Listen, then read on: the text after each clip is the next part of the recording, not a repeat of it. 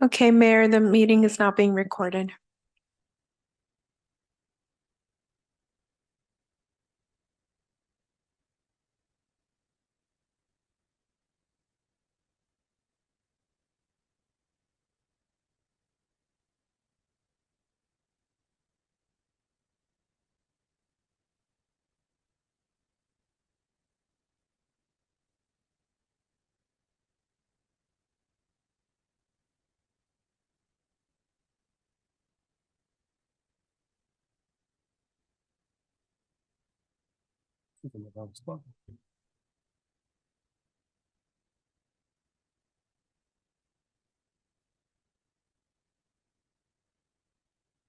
Good evening and welcome to the Monday, October 23rd, 2023, 6 p.m. regular joint meeting of the Bell Garden City Council and Successor Agency to the Community Development Commission.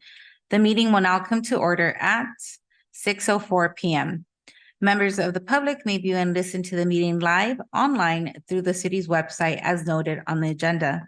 If any of the members should have a conflict of interest, please announce any item you are recusing from due to a conflict of interest prior to the item being heard. Tonight's invocation will be given by Minister Daniel. Thank you. Good evening, Madam Mayor, City Council, Police, and city staff. It is an honor to be here in this evening and initiate this prayer. Let us bow our heads and come before God. Heavenly Father, God, we thank you for giving us this opportunity, Lord, to bring this meeting before you, God. I just pray for all of our leaders, Lord, our local, our state, and our national leaders, God. And I just pray that your knowledge and wisdom be over them, Father, for every matter, every topic that is to be discussed in this night. I pray that you give them the guidance. In the midst of all the chaos in this world, God, your word says that if you do not watch over the city, the guards watch in vain. And I just pray that your blessings be over us in this night. We pray this in the name of Jesus. Amen. Thank you. The Pledge of Allegiance will be led by Girl Scout Troop 2543.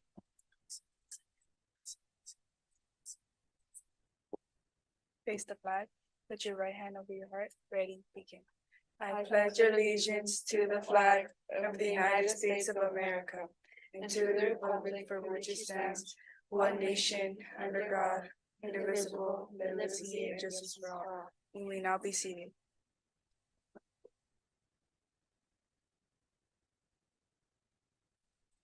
Thank you. City Clerk, please call roll of the members of the City Council and Successor Agency. Yes, thank you, Mayor. Members of the Council and Successor Agency, Barsana. Councilmember Gomez. Present. Councilmember Pulido will be arriving later this evening. Mayor Pro Tem Chavez. Present. And Mayor Sanchez. Present.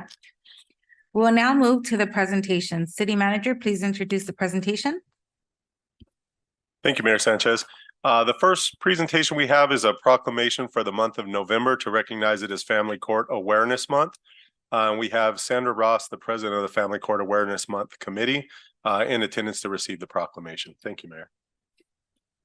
City of Bell Gardens proclamation recognizes Family Court Awareness Month.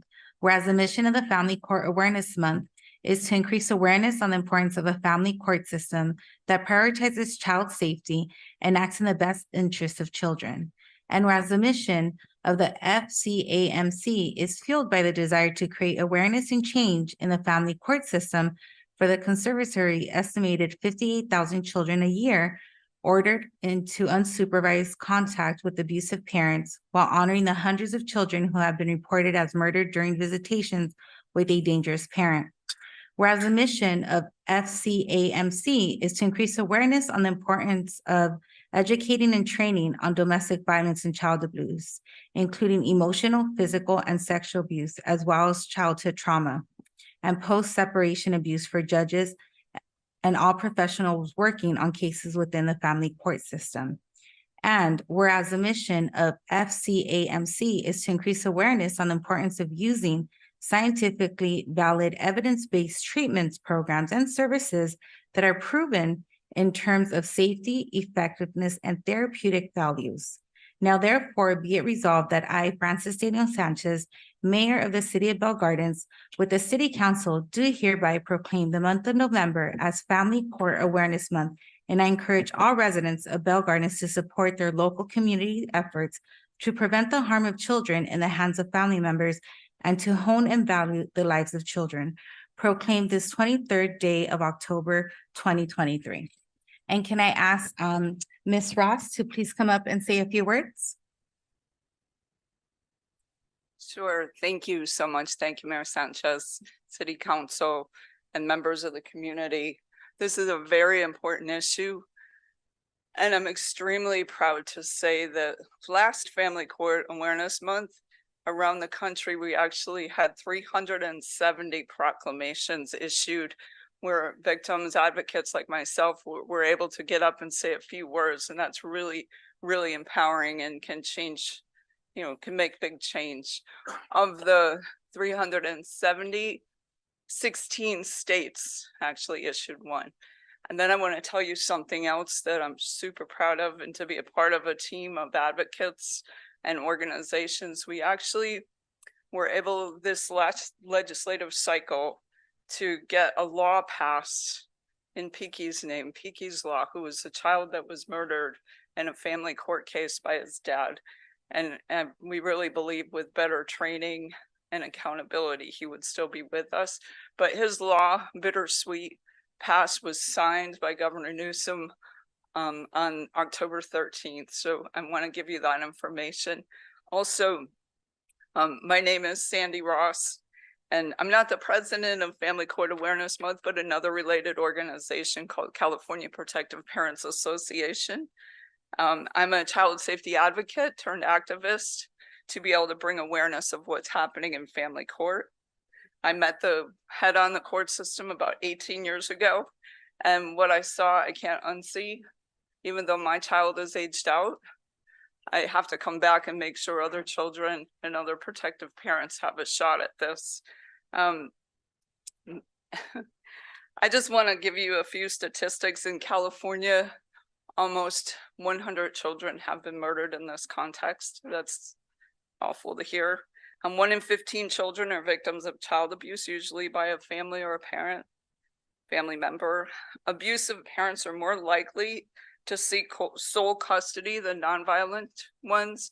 And unfortunately, they're gaining custody at about 70%. Training, right?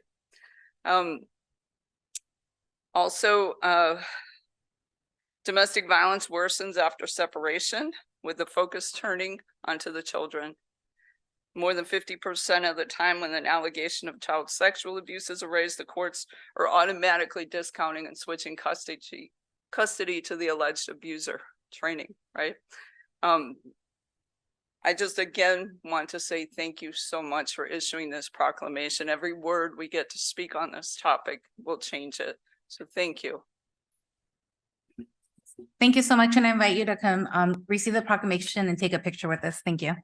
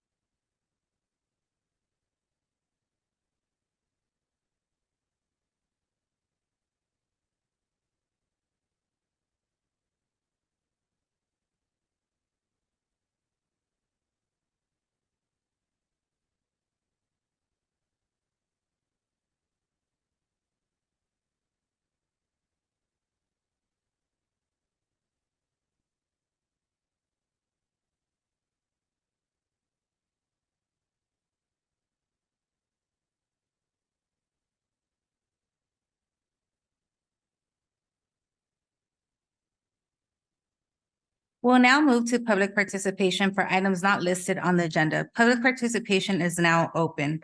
City Clerk, please announce the instructions for public participation. Thank you, Mayor. The members of the public will now have an opportunity to speak on items not listed on the agenda. Please state your name for the record before addressing your comments to the members of the City Council and Successor Agency. Each speaker is limited to 3 minutes, subject to an overall 30-minute period unless announced otherwise. Callers wishing to make a comment may do so at this time by dialing *9 from your phone, and when instructed, dial *6 to unmute yourself. Individuals joining us through the Zoom app may request to make a comment by using the raise hand feature on Zoom and select the unmute or the microphone icon when instructed. We will begin to hear from the members of the public that are physically present in the council chamber, and we did not receive any written communications. Thank you.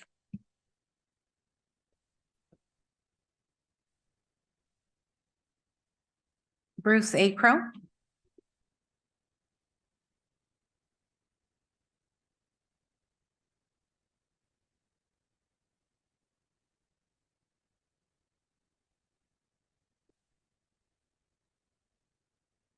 All right, I see you're leaving the AI generated opening prayer up here.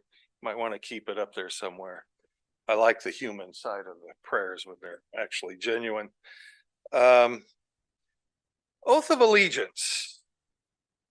I'm going to quote this again. I've said it many times before, but we have a situation going on in our country right now that we're being pigeonholed or forced to accept one side or the other, specifically either the Israeli Jewish side or the Palestinians side in the Gaza.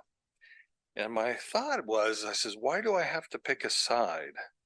Because as an American, I should transcend these little petty tribalistic arguments, and they shouldn't be bringing them over here inside of our borders and on our soil. So the oath of allegiance, I want to remind people when somebody comes here of what it actually means in just the first 8 lines. It says, when you swear, I do solemnly swear that I absolutely and entirely renounce and abjure all allegiance and fidelity to any foreign prince or potentate, state or sovereignty of whom or which I have heretofore been a subject or citizen. So when you come here to be an American, you don't bring your garbage with you. You leave your culture where it is. Otherwise, you would stay there and make it better if you possibly can. Don't come here and bag on a Western country like America. We afford you free speech rights, gun ownership rights, equal protection rights, all kinds of goodies. And our Constitution is written to protect us and limit the power of government against the citizens. That's what it's for. It's to restrict your power and scope. You don't decide things. You work for us, not the other way around. Some of you don't think that. Well, you need to come out of the darkness and come to the light. Once you enjoy the Americana aspect of things like that, things will get a lot happier for you. So we shouldn't be picking sides in this thing. If they want to go fight each other, let's just put them all on a plane. They can go somewhere else and they can just fight to their heart's content. We should not be in the middle of any of this. We should transcend this. We are better than any of these little tribalistic arguments. And one last thing, the prosecutors of George Floyd, the officer, finally went public that that officer was framed. Thank you. No name on the next card, but Brown Act.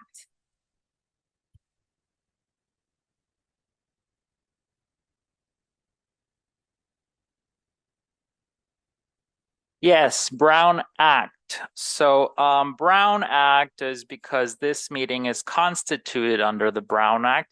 And I heard that there are community members that are concerned about your little card requirement.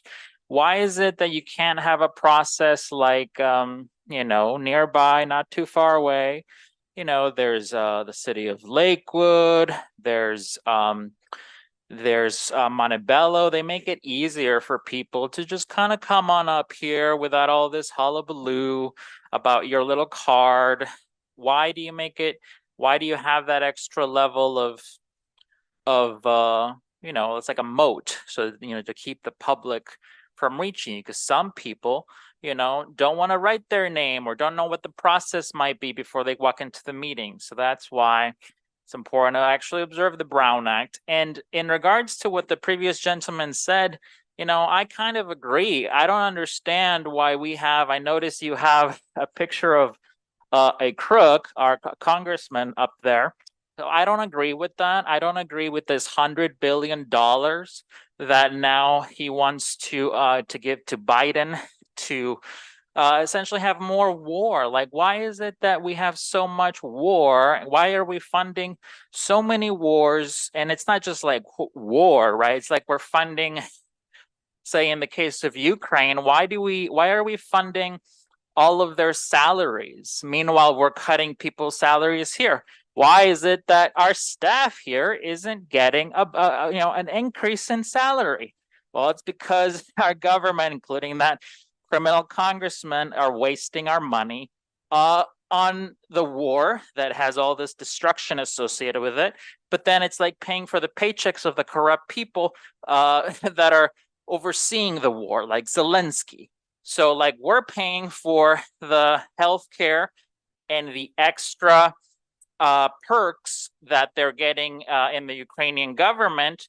Meanwhile, where are the perks for the government workers here in Bell Gardens and in so many other places? And I'm sure that all of you could think of better allocations for that $100 billion that now they want to pass.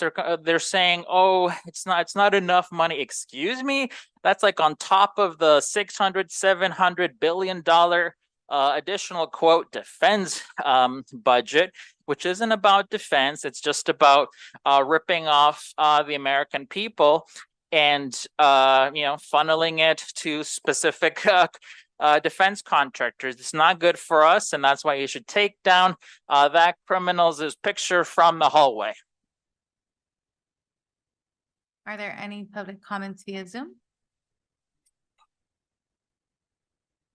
No, we do not have any online.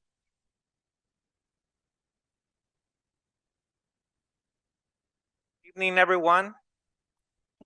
My name is Juan Martinez. I am the delegate of the 64th District that represents 7 cities in the region, including the city of Bell Gardens for the Democratic Party. So I'm here to introduce myself. I'm very excited to work with a lot of the community members. And in some part, I'm excited to work with some of you if that is potentially available. I did want to start off by saying that I'm surprised to see that the city attorney is part of a law firm of Rick Olivares. Just some information for you guys. I attend various agencies. One of them is the Central Water Basin, where they used to have Mr. Olivares. The reason why he no longer serves there is because we had a former general manager revealed to the board that he asked them to illegally wire money, which was to the tunes of hundreds of thousands. So you might want to do some research on who is your law firm, who they're related to, what kind of family enterprises they have here or in Downey. Just, some information. Also wanted to see if the city was interested in passing a resolution to condemn the terrorist organization, which known as the ID, the Israeli government, which is committing huge genocide, apartheid. It's violating human rights across its area. What they are doing, what this collective punishment is, which is human rights violation, war crime, using white phosphate should be adamantly condemned. I know that we're here in the West and we tend to hear pro-Israel propaganda, but it's our duties to stay informed and to recognize genocide. I saw an amazing quote from an activist says when we read about genocide from the past, we ask why did this happen? Why didn't anyone speak up? And this we're living through the process today is because it gets normalized and then people are forced to pick a side. So I would like to see the city of Bell Gardens stand with the people of Palestine, chant free Palestine and pass a resolution that recognizes that they are under existential threat due to the Israeli government. Last but not least, I would like to see you guys invest your money wisely. Noticed there's an agenda item to give more officer vehicles. Perhaps that money could be invested into other programs for the community. Thank you. City Clerk, just to clarify, there's no Zoom comments? That's correct. We don't have anyone raising their hand virtually. If there's no objection by the members, I will now close public participation. Public participation is now open for items listed on the City Council Successor Agency joint agenda. City Clerk, please announce the instructions for public participation. Thank you, Mayor. Members of the public will now have an opportunity to speak on items listed on the agenda. Please state your name for the record before addressing your comments. Each speaker is limited to 3 minutes. Callers wishing to make a comment may do so at this time by dialing *9 from your phone, and when instructed, dial *6 to unmute yourself. Individuals joining us through Zoom may request to make a comment by using the raise hand feature and select the unmute or microphone icon when instructed. We will begin to hear from members of the public that are physically present first. And we did not receive any written comments. Bruce Acro.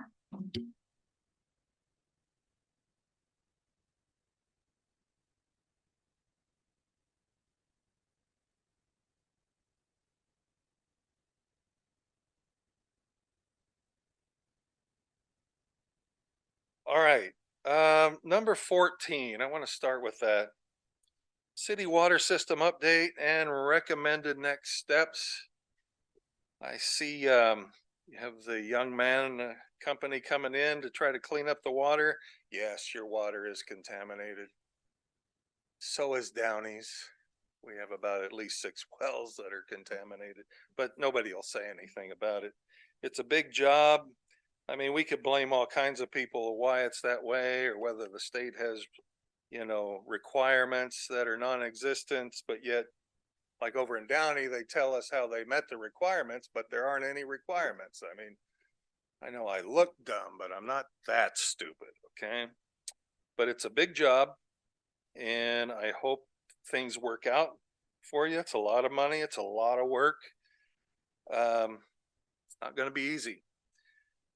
The indoor mural, number 15, you're going to put that down there, the final thing up there. I noticed there was nothing of pro-American history of any kind. It was all about children, which is kind of alarming. I don't know if that's legitimate or not. I mean, and just using the word equality. I don't know why the emphasis is on children all the time.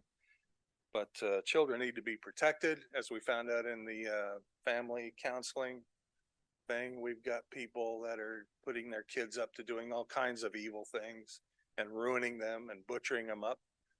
And they shouldn't, maybe those parents need to be not protected by the state, like white liberal elitists like Gavin Newsom, and say that the state can take that child away if the parent doesn't acknowledge their gender bias of any kind. And the other one, it's number 13, the request funds to purchase vehicles. Well, you're going to have to redo the vehicle fleet occasionally. The question is, what do you do with the old ones? Now, over in Downey, we have a fictional district number 5 representative, former deputy district attorney. He likes to take the old ambulances down to his sister city down in Mexico, and he likes to make some sweet deals, 2 for you and 1 for me, and those kind of things that they do down there. And he likes to pocket about $400,000 or $500,000 a shot down there. That's the big question. What are you going to do with the old vehicles? Are you going to do something similar to that? maybe you need to have a public hearing on those things, see where the money does actually go. But we know in our city, it goes to corruption and graft. Thank you very much. Do we have any virtual comments at this time? No, we do not. No one's virtually raised their hand.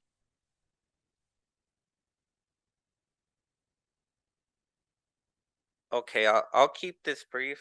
Item number 13, requesting to purchase vehicles for the entire police force.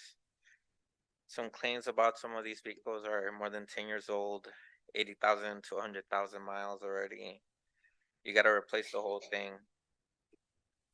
I think there's a better use of your money. I've seen those vehicles; they work just fine. I don't think that you need the latest model to do your job efficiently. And from personal experience, from dealing with your police department, you have a lot of crooked cops. You have a lot of people that violate Fourth Amendments all the time, that don't mind taking or abusing people who don't know their rights.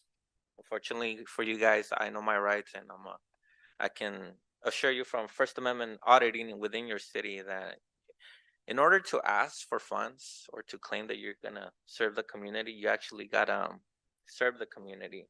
When you start having bad apples in your department, you don't deserve the money you're asking for. I haven't checked your budget. Pretty sure it's in the 53 or 54% of the city budget. I'll take a look. But essentially, you have allocated money that's been drawn up for the fiscal year, and now you want to add another portion of money, 1.5 million from the general fund. I don't think that this department has earned the trust of the community, particularly with all these problems with the service that they provide. Giving them this money is rewarding bad behavior. It's condoning the abuse of the community. It's perpetuating the systemic oppression that all the statistics show that we see from police officers. I would like to say that there's a better city example out there, but there really isn't. And on the top 5 of better services, I don't think Bell Gardens just cuts that. So I recommend the city to refrain from offering them this money. In fact, what you should do is offer more training and more services to the police so that we hear of less problems between officers and the community members. And I think you can definitely do that if you are interested in serving your community, not just from word of mouth, but from actual service. I know you guys feel like getting up there and voting on a few items is good enough, but it really isn't. Thank you. City Clerk, any additional comments? No, we do not have anyone virtually raising their hand. If there's no objection by the members, I will now close public participation. City Manager, will you please give your report? Yes, thank you, Mayor Sanchez. The first item that I'd just like to share with the council and also for any residents or stakeholders that might be watching, we have a project out right now for naming of the new BG mobile app.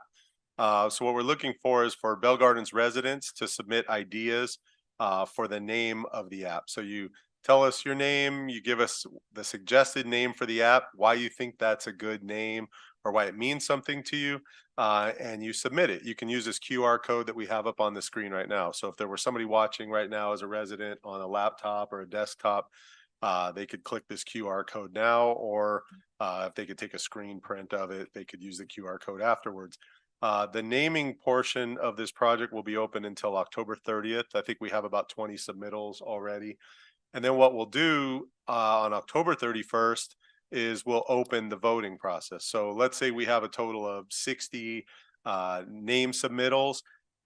We will open those up in random order. for residents to be able to go on and vote for their top three. So they will pick three out of, let's say we have 60 of them.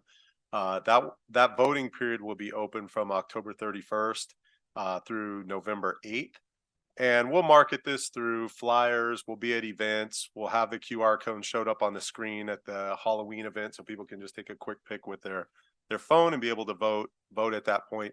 And then we'll bring the top three vote recipients to the council for review and potential approval.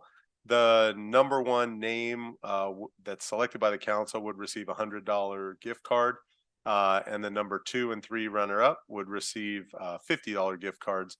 So if you've got good ideas out there, or you know somebody that might have good ideas, you can submit more than one idea. If you're a Bell Gardens resident, that's okay as well too. We're pretty excited about the process, seeing today that we already have about 20 submittals. I think as we've still got another week to go, we're hoping to get somewhere in the 40, 50, 60 range. So we're excited about that, and this is using the SurveyMonkey tool, and the QR code's pretty fun for people that are at an event. You can just vote right there at the event. Just hold your phone up, take a picture, and vote for your top three. So we'll leave that up on the screen if that's okay, Mayor, while I go through the rest of the report here. Also want to mention we have a lot of events coming up. This is kind of an event time for our Recreation Community Services Department. So just to acknowledge, every month we have a tenant and property owner educational workshops that are held here at City Hall. We had one on October 17th and 18th. On October 20th, we had HR staff participate in a Acela Regional Job Fair in Downey, and I think they got a lot of applications out of that event. So thanks to the staff for participating there. Also, just want to mention last Friday we had we hosted the Halloween movie night. It was the Addams Family. So thanks to residents, stakeholders, staff from the Recreation Community Services Department, Police Department, Public Works, and thanks to the council for offering this event. On Friday, October 27th, at 11 a.m., we'll have the resident art and yard sale that we have every Friday. Also this Friday, for any residents that are going to submit names and photos for the community altar for the Dia de los Muertos event, Friday is the deadline to do so. You can find all this on our calendar as well, but just want to bring some of these items to light. On October 28th, from 9 a.m. to noon, we have a residents benefits enrollment fair. This is at Veterans Park, and it's in partnership with the LA County Department of Public Social Services to help residents sign up or renew their signups for Medi-Cal, CalFresh, and other social services. Again, that one's at Veterans Park from 9 a.m. to 12. That's on October 28th. Of course, on October 31st, Halloween, we've got our Halloween and Dia de los Muertos celebration from 5 to 8 p.m. at Veterans Park. So costume contest, Dia de los Muertos, community altar, music, food, candy, games, all the Halloween fun that everybody expects. Saturday, November 4th, we've got our family fishing derby. It's early at 7 a.m. at Ford Park. Also that day, we have an immigration workshop at 10 a.m. at Veterans Park. Sunday, November 5th, just a noted daylight savings time. I think some people think that's gone. It's still apparently here. It hasn't been removed yet. We also on Saturday, November 11th, that's Veterans Day. At 10 a.m. at Veterans Park, we'll have a Veterans Day celebration. And then about an hour and a half later, assuming the council approves a mural item tonight, there will be a mural painting or unveiling event at, I think, around 11:30 and at Veterans Park to show off the mural. And the last thing I'd just like to mention, just on the consent calendar, as the council will be considering that, some items of note. We've got a $300,000 grant we received from the state to help marketing and outreach the affordable broadband program that's offered by the federal government. And also we're accepting $1.5 million of funding from the federal government through former Congresswoman Lucille Roybal Allard's office for the Aquatic Center. So with that, I thank you, Mayor. Thank you, City Manager. We will now move to the consent calendar. Does any member of the council, successor agency wish to pull an item for separate discussion? Hearing none, I will now call for a motion to approve items number 1 through 10 of the consent calendar. May I have a motion?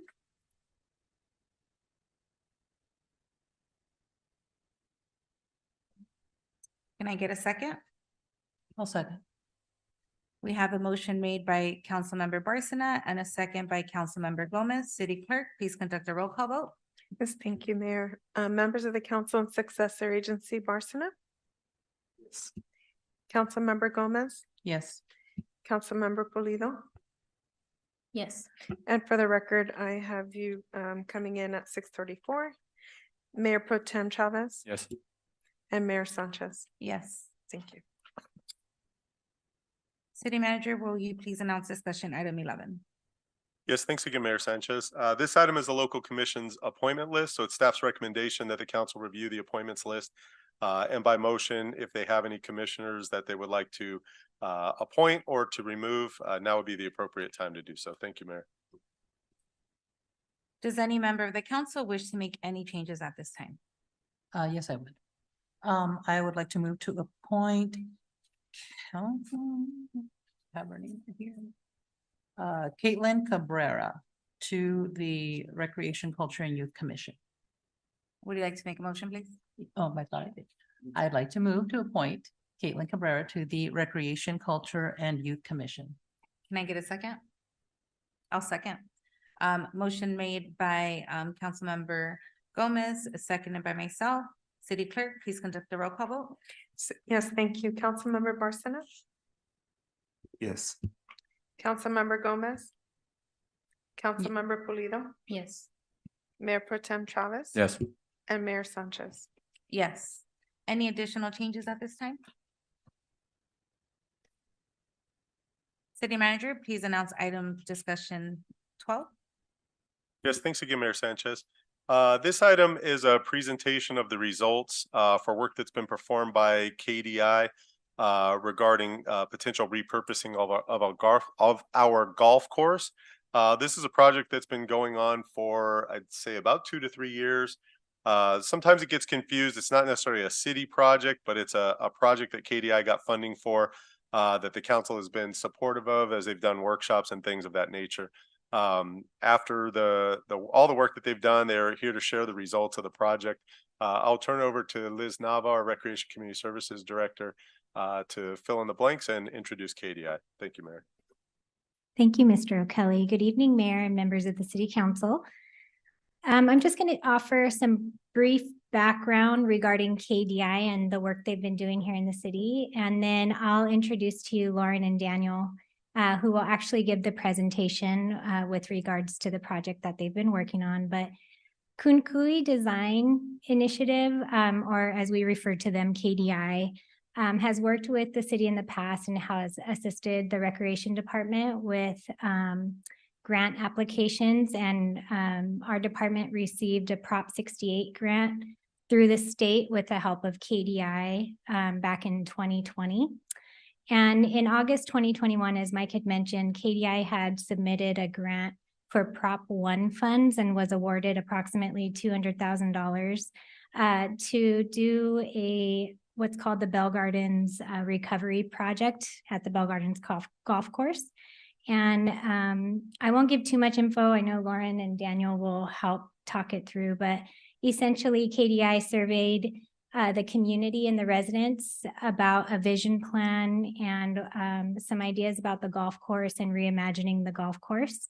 And that's a project that's taken maybe a year and 2 years. What are we going on? 2 years now. And they have finally come up with the final results and are here to present them to you today. So without further ado, I'm going to call up Lauren from KDI to give you to start the presentation. Lauren, do you want again for your presentation?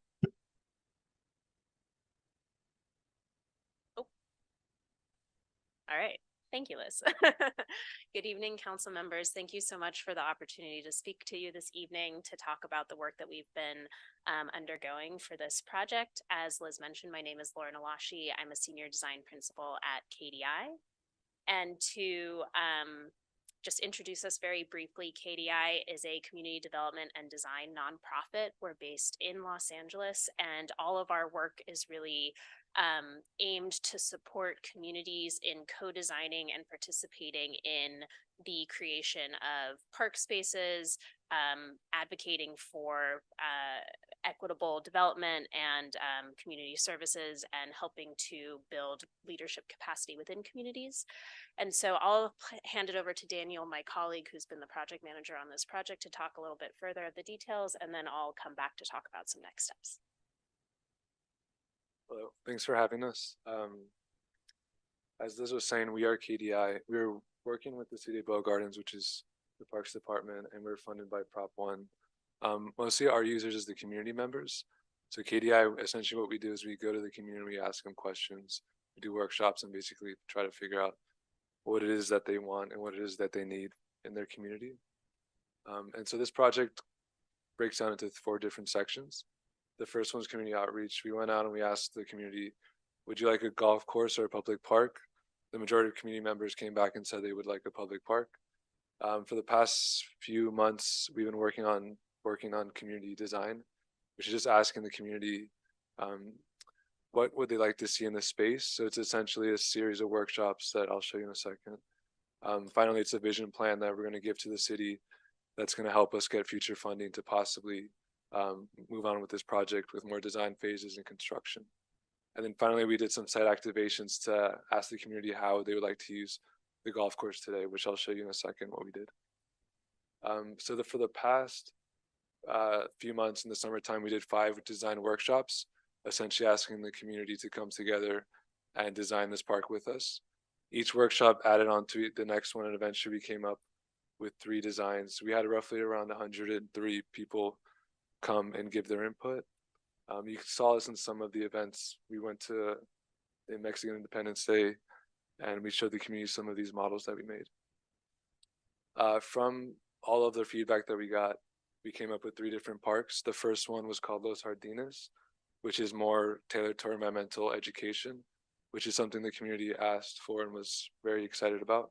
The second one was the golf park, which is keeping the golf course and adding more amenities. The third one was Parque del Sol, which was more of an event space, which is something, again, that the community was very interested in, is adding more spaces for events, for playgrounds, more like active use kind of stuff within nature. From that, the community was overwhelmingly interested in moving forward with Parque del Sol. Just to kind of point a few things in this park, there's an amphitheater, a large amphitheater for events similar to the events that you guys do in Bell Gardens. There's a community center, an event space, a nature center to come help teach about the natural environment that will exist now in this park. There's a large playground. There's spaces for picnics, there's a dog park, fitness area, and a huge amount of natural spaces for people to walk around in. 59% of people wanted Parque del Sol. Some things that the community really was interested in was adding shade. They were really wanting shade in the park. The gardens, the dog park, the play areas. Security was a big issue that they were concerned about. And our outdoor education was something that the community really was interested in pursuing. This isn't the final design. We're still trying to put all the input from the community into this design, and we're working on that right now. Earlier this month, we did this activity called Picnic at the Golf Course. We essentially invited community members to come out and walk the golf course, similar to like doing a walking trail. We had different stations. One was an art making station. One was a natural native plant station where community members learned about pollinators. And finally, we had a picnic and a raffle. And it was sort of an event to introduce the golf course to the community, but also to introduce different uses onto the golf course so people could see, oh, this is a space also for eating. This is a space for coming together and having events and enjoying life and stuff. Yeah. So as Daniel mentioned, our where we are now is wrapping up our design workshops, moving forward with some more site activations and creating what's sort of called a vision plan. Just to note that our funding is time limited and ends at the end of this year, so at the end of 2023. And where we see this vision plan being really important is it's a document that codifies and lists all of the work that we've done thus far, the design work that we've done thus far, and can really be a document to help apply for future funding. So just as a note, the designs that Daniel was showing are very much concept, and that's the extent of what this current funding is for. And so as we move forward, and hopefully we do, that work would really be to develop those designs in a way that looks at the exact site conditions, that looks at really developing what do we mean by playground, what would be in it, and working with community members to actually flesh out that design work.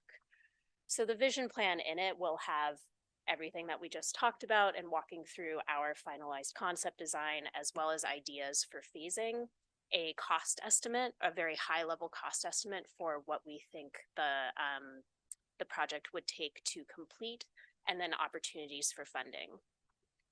And so where we are at this point, and are happy to answer any questions, is that Rivers and Mountains Conservancy, who's currently funding us, has given us support and has said that they'd be interested in funding KDI to move forward into the next phase of creating implementation ready designs and construction documents. However, before we do that, of course, we want to make sure that all of this work that we've done is really supported by and embraced by both City Council as well as Parks Department and members of the Bell Gardens community. And so where we wanted to leave this was giving you this information, happy to answer any questions, and then potentially moving forward or having a future discussion about what direction you all would like to see this project move in. And so with that, we are happy to answer questions or, yeah, thank you so much for your time.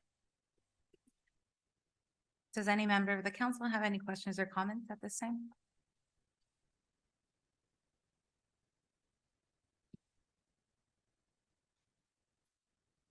Hi, Lauren and Daniel. I just want to thank you for your presentation today and for the 2 years that you guys have dedicated to working on this outreach effort. Before I got on the council, my job was to write grants and do community outreach. So I know that it's a job to go out there and engage people. Sometimes you have to offer food or else they won't come. And I think you guys have done everything in your power to get the participation, which is why we see about 100 and some people participating throughout the course of 2 years.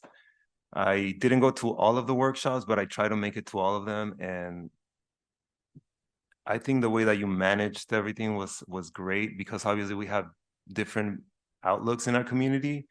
But at the end of the day, just the numbers really do help put things into perspective. So I appreciate all that work. And yeah, I just wanted to thank you for that.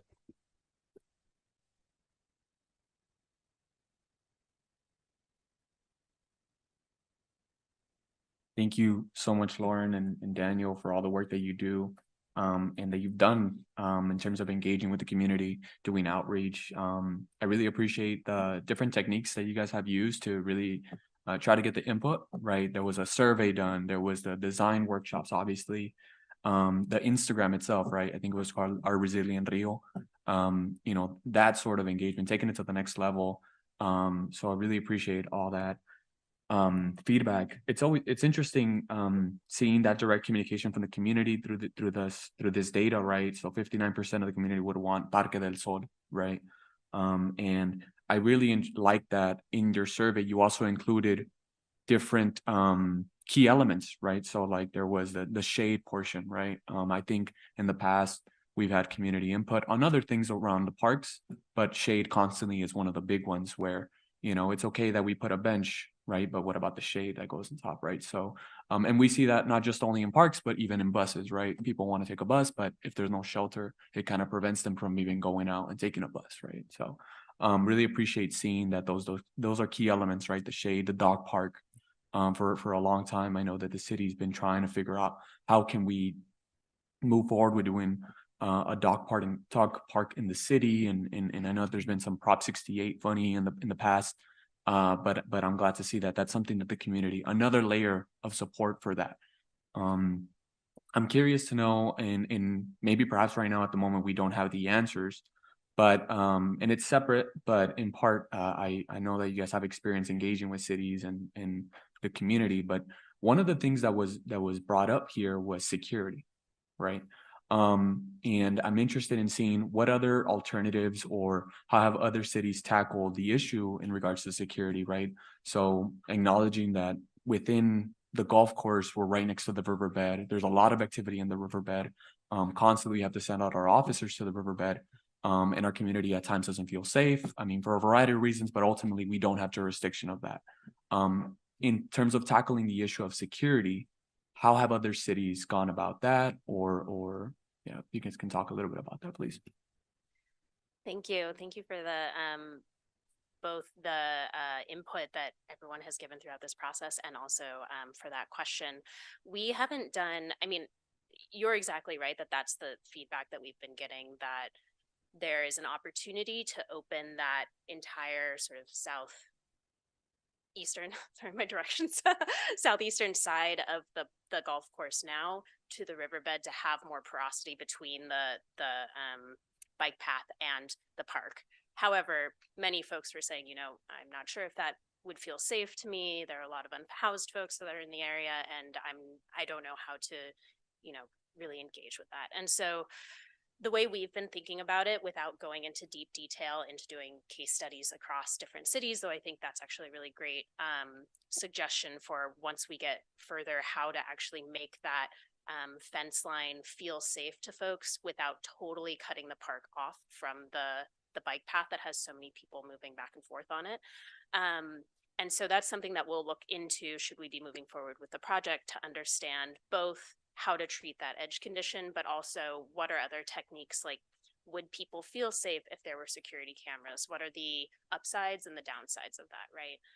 What are other ways of either doing community policing or having more of a police force presence? What would make people feel safe about that and what wouldn't, right? So I think it's a really great piece of feedback and something we'll look into further.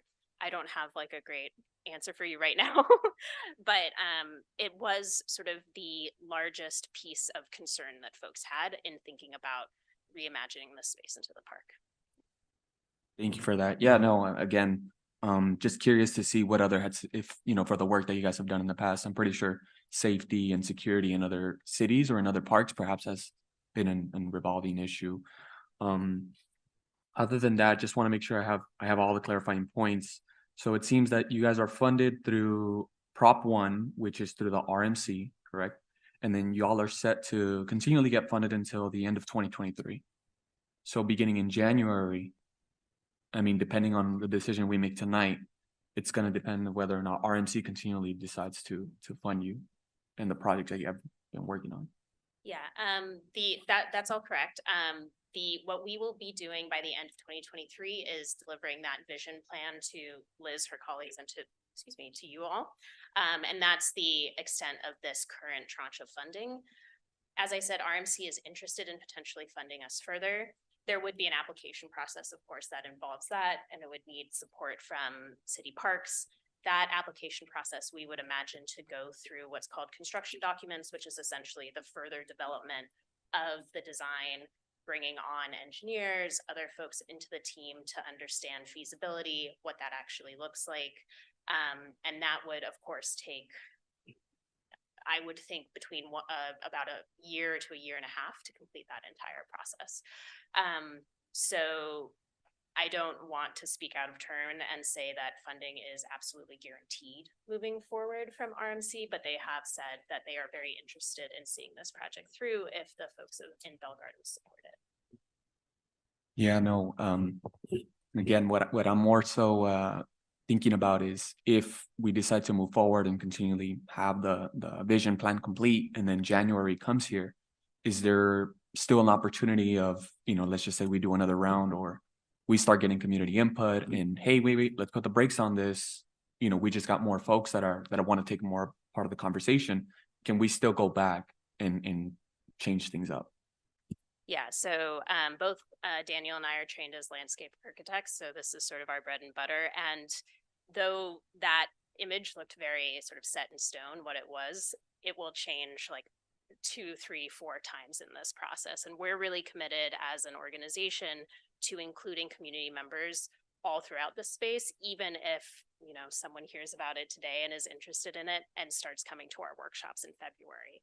And so there's quite a lot of opportunity for that final piece to evolve.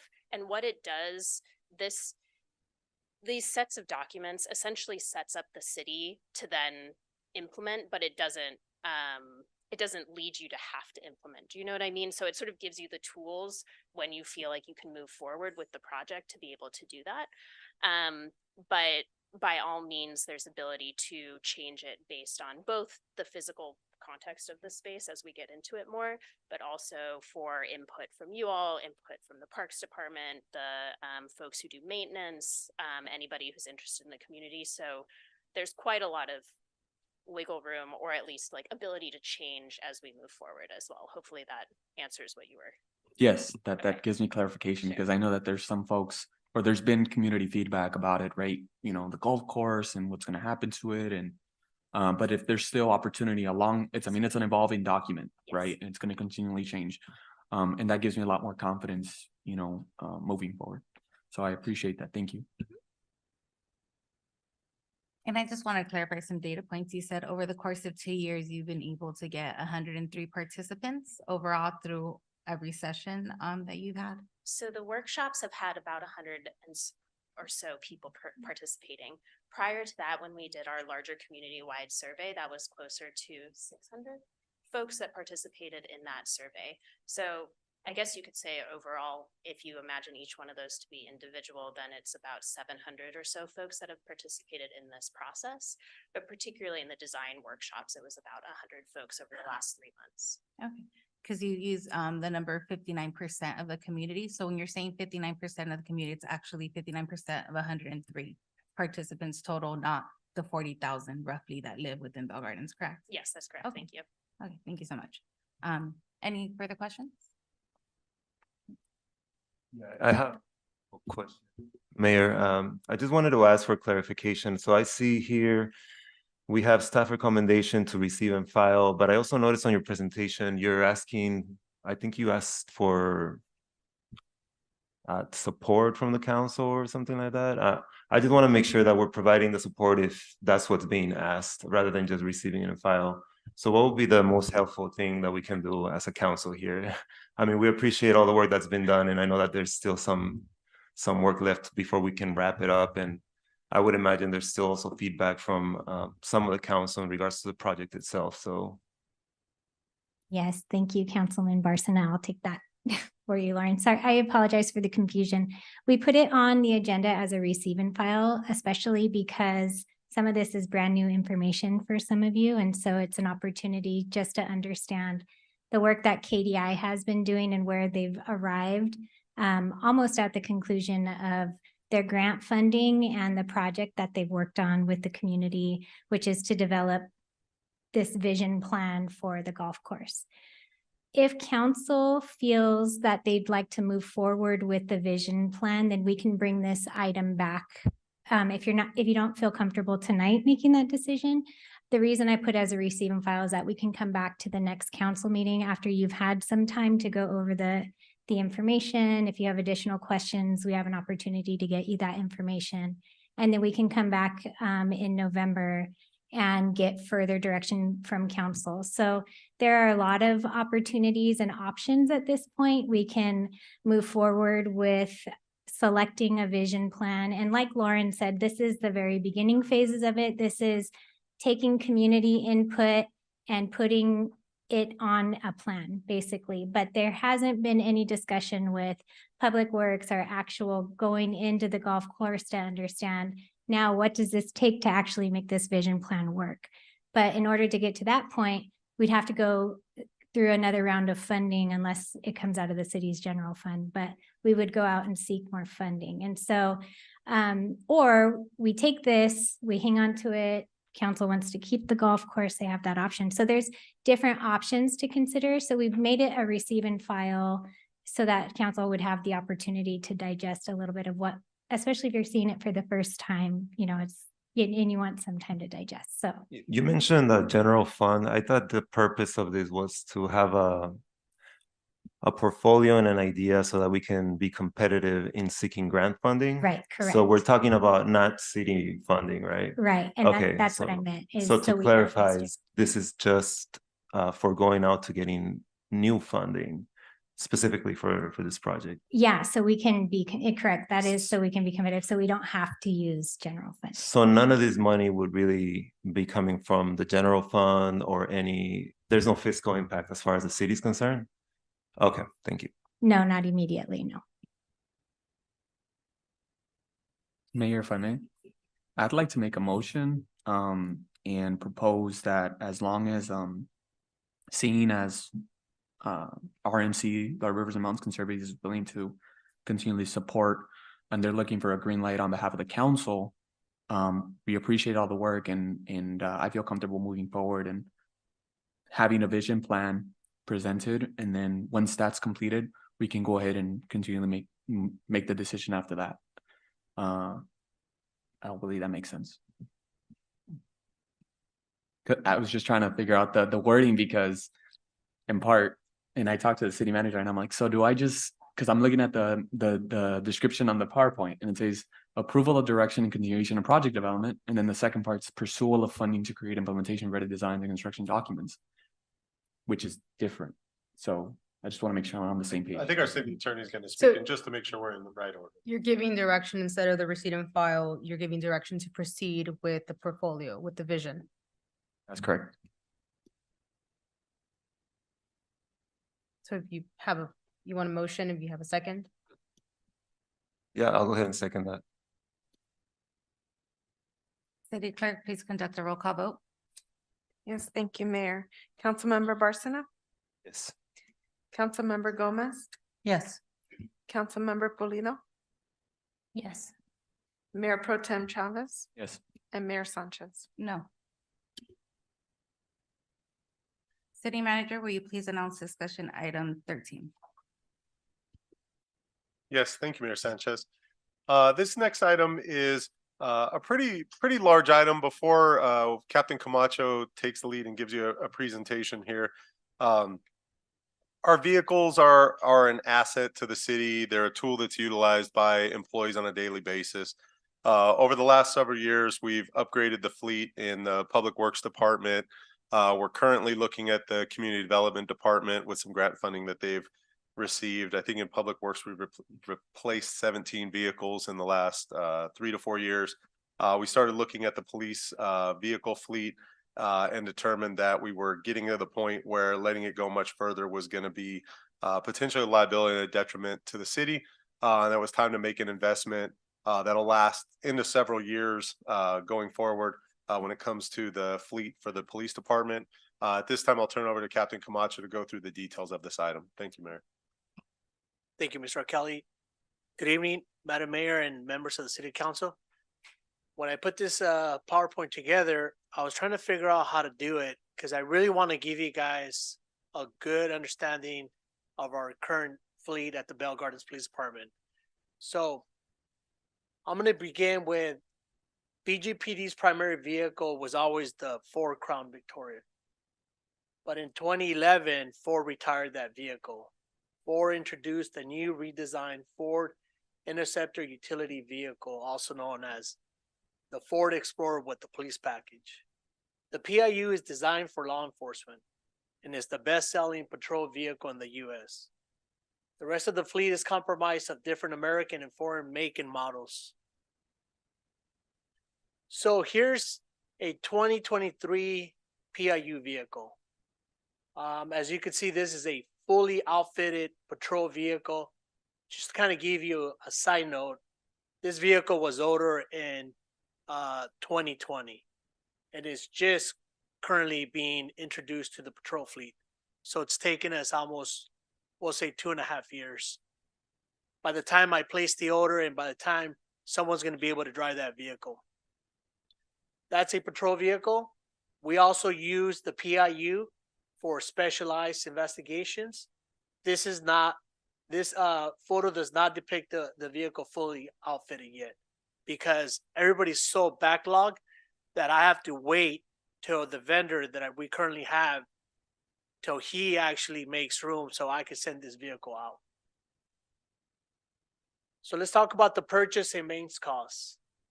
The current cost for a PIU is approximately $60,000. When I came to City Council a couple years ago, we were paying about $50,000 for a vehicle. So we're talking about 2 to 3 years that the vehicle has gone up almost, we'll say $10,000. I don't have the pricing yet for the new vehicles that are going to be coming up here. There's only a window of opportunity, which is November. So the vendor can't give me the price yet because he thinks the vehicles are going to probably reach in the $62,000. So the PIU costs have increased gradually since 2016, most notably with the 2020 model. That was their redesigned vehicle. BGPD customizes their patrol vehicles to meet operational needs through a process called outfitting. So every vehicle that we buy, we outfit that vehicle to the operational needs of the Bell Gardens Police Department. With our current systems that we have, our softwares, the way the officers receive their calls for service, everything from the outside to the inside. The current cost to outfit a police vehicle is about $55,000 for now. Again, that could go up. In fiscal year 2022-23, BG paid about $175,000 on PIU maintenance and repairs. And the reason why that was so high is because our vehicles that we currently have in the fleet are about, again, anywhere from 10 years old, and they have about 180 to 100,000 miles. And I'll talk a little bit more about how that affects the cost. So this total doesn't reflect the cost of other vehicles in the fleet. I have other vehicles in the fleet that are also old, and the repairs keep going up. So I'll give you a couple of examples. So right now I have a 2014 Chevy Tahoe, and those are the ones that the sergeants drive because they're a little bit bigger, because it requires additional equipment that the sergeants have to be equipped.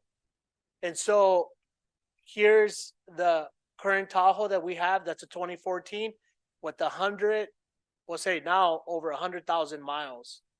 And then we have the 2016 right here with over 100,000 miles.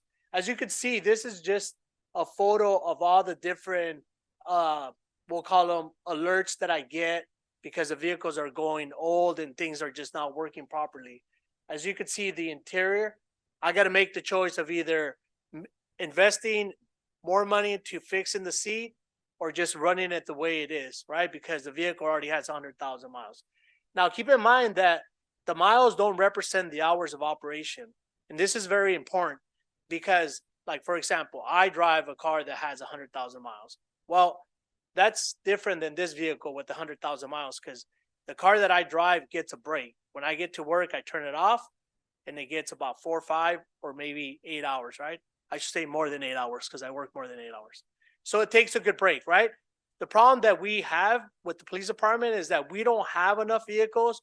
So those vehicles are currently running day in, day out, 365 days, 24 hours. So the vehicle doesn't get a break. So what happens? Eventually things go bad. So here's the way I get the vehicle. So I place the order. The vehicle comes in. This is a 2023 Ford base model. It comes straight from the factory, and it's just that simple. That's the inside of the vehicle. And then this is a complete outfitted PIU. As you can see, there's light bars, there's push bars, there's graphics, there's a bunch of different, what we call Code 3 equipment that is required by the state of California. This is the inside. Again, it's outfitted for Bell Gardens, the backseat to transport, and the inside, and then the safety features for gun racks. So this is what I currently have out in the fleet. As you can see, I have 17 patrol vehicles, 4 SIU vehicles, 5 GIU vehicles, and the CSOs are the community service oriented police vehicles. We have 6 admin vehicles, 6 UC vehicles, 1 Explorer van, for a total of 43. What we're trying to purchase is 24. And really what we're going to be doing is we're just going to be replacing the following here.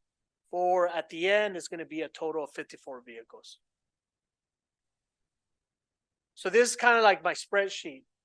And here I start off with highlighting that these are all the patrol vehicles that I have. I have 17, but the ones that are highlighted have over 80,000 miles. The Special Investigations Unit also has vehicles that are over 80,000, one with about 104 now. And the General Investigations Unit, they have vehicles that are 2008s with about 141,000 miles.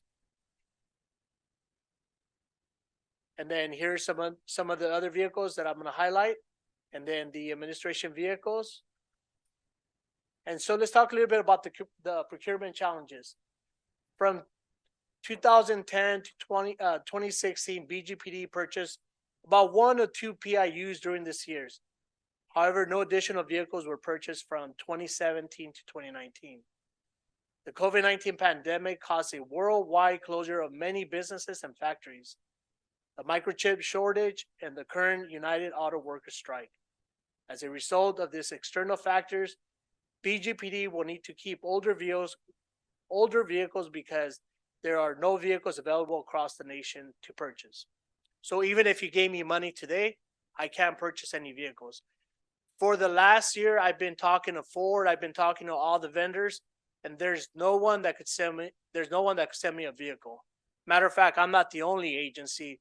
There's many agencies across the nation that are in the same predicament that I am. So keeping older vehicles, as I explained, it's going to increase the maintenance cost because they're not reliable. So if they're not reliable, then it causes a safety concern for the officers. If they go on a pursuit, the technology goes out. I got to replace that technology as well, because maybe the computer that I have in there doesn't really connect with our current updated software system. So what happens is it takes the vehicle out of the fleet. So if I'm already down vehicles, then having 5 or 6 vehicles in the shop, then I don't have enough vehicles to go in service. So there's been occasions where we have either a DUI checkpoint or we have some type of event. We still have patrol going out there handling calls for service. There's been times where we don't have enough vehicles. This is a concern.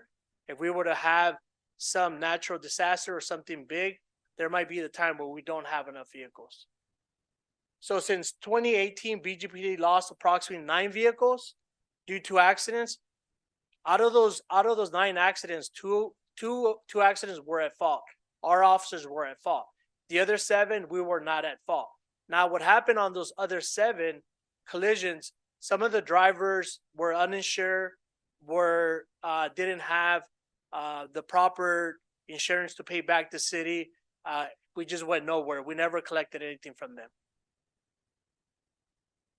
So what am I recommending? What is staff recommending? Is authorize the purchase of 24 vehicles with Sourcewell, not to exceed 1.5 million.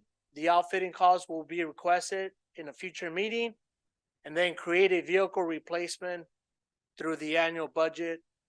The outfitting of the vehicles, again, will be brought at a later time. This concludes my presentations, and I'll take any questions. Does any member of the council have any questions or comments at this time? I do.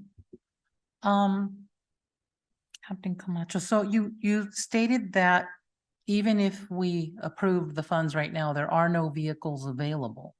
Yeah, but what I should say is, so the window of opportunity is going to be here in November. If council approves the okay for me to place the order, that I will place the order, and then within a year and a half to 2 years, that's when we'll probably start getting the vehicles. So placing the order in November will guarantee that I will see the vehicles anywhere from a year to 2 years down the line. If we don't, then that means I would have to look at other ways, and the chances of us buying any vehicles is going to be slim to none. And one more question. So typically with other cities, other municipalities or other police departments, at what point in terms of mileage and wear and tear and all of that, at what point do they tend to replace vehicles? So in the research that I did,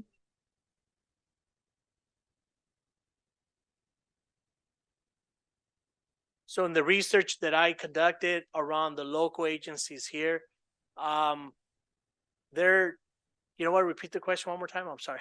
So my question is like, how often do Yes. other departments replace their vehicles? Like how many miles or maintenance costs, or like, how do you figure how often you should replace those vehicles? So talking to some of the neighboring cities, they're saying anywhere from 75 to 80,000 is when they start replacing their vehicles. They definitely don't let them go past 90,000.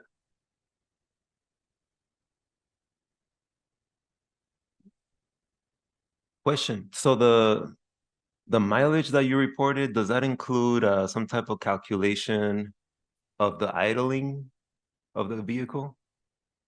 There's an internal clock inside the vehicle, but because the vehicles are so old that some of that or some of those systems are just not accurate. I haven't been able to get some accurate numbers from the idling because there's two ways to find out the mileage and the idling hours. So those are just the regular sort of mileage that you run the vehicle, not you're not including any type of idling on there, right? Right. Okay, Yeah. thank you. Any additional questions? Thank you so much for that presentation. Quick question, in regards to the request of the 1.5 million, not to exceed 1.5 million, where does that come from? Because I know we're about to enter the middle of this cycle. So would that be from this budget cycle or the other budget cycle, or how is that? And I don't know, maybe, yeah, thank you. Sure, I can answer that, Mayor Pro Tem. So basically, the detail of the request is to authorize up to 1.5 million for fiscal year 23-24 and 24-25. Because we're not sure when these vehicles would actually be delivered and we actually expend the funds. What we'll do is take this authority, if it's granted by the council, place order for the vehicles. As the vehicles come in, we'll actually pay for the vehicles. So if they come in during this fiscal year, whichever one's coming, we think there could be some that would come in this fiscal year, the more civilian style. We would pay for them this fiscal year. And then what we do when we put together next year's budget, we do an analysis and say, well, I'll use easy numbers. Let's say we were able to purchase $500,000 worth of vehicles. We would include the other $1 million almost automatically as part of next year's budget. We would just remind the council this was already approved. So we're asking for the authority to cover about a 24-month period of time. One additional question, in regards to making sure that we lock in a rate from this time as compared to if it's from like a year from now. How is that also part of the agreement? So the purchase would, at the time we placed the order, I believe the cost is solidified at that time. Captain Camacho, did they change the cost ever? Do they have the ability to change the cost after we've placed the order for vehicles? No, the cost will stay fixed. So whatever I get in November, then that's going to be what we're going to pay either for the next 2 years because it's going to be locked. Okay, thank you so much. Sure. And Mayor, if I could just share one other item too, because what most cities are faced with at the time they're going to make these kind of capital investments is, do they just pay out of pocket, or do they finance, or do they do a leasing program? And when you do the analysis on it, it's like with your personal vehicle. You know, if you pay cash for it and you run it as long as you can run it, it'll generally be cheaper than if you finance it over a period of time. So that's the same case here. The investment earnings that we can get on the types of things we're allowed to invest in if we hold our general fund cash is less than the interest rate that would be implied or would be charged through other financing mechanisms. So it's a cost savings to spend the money that we have for this purpose.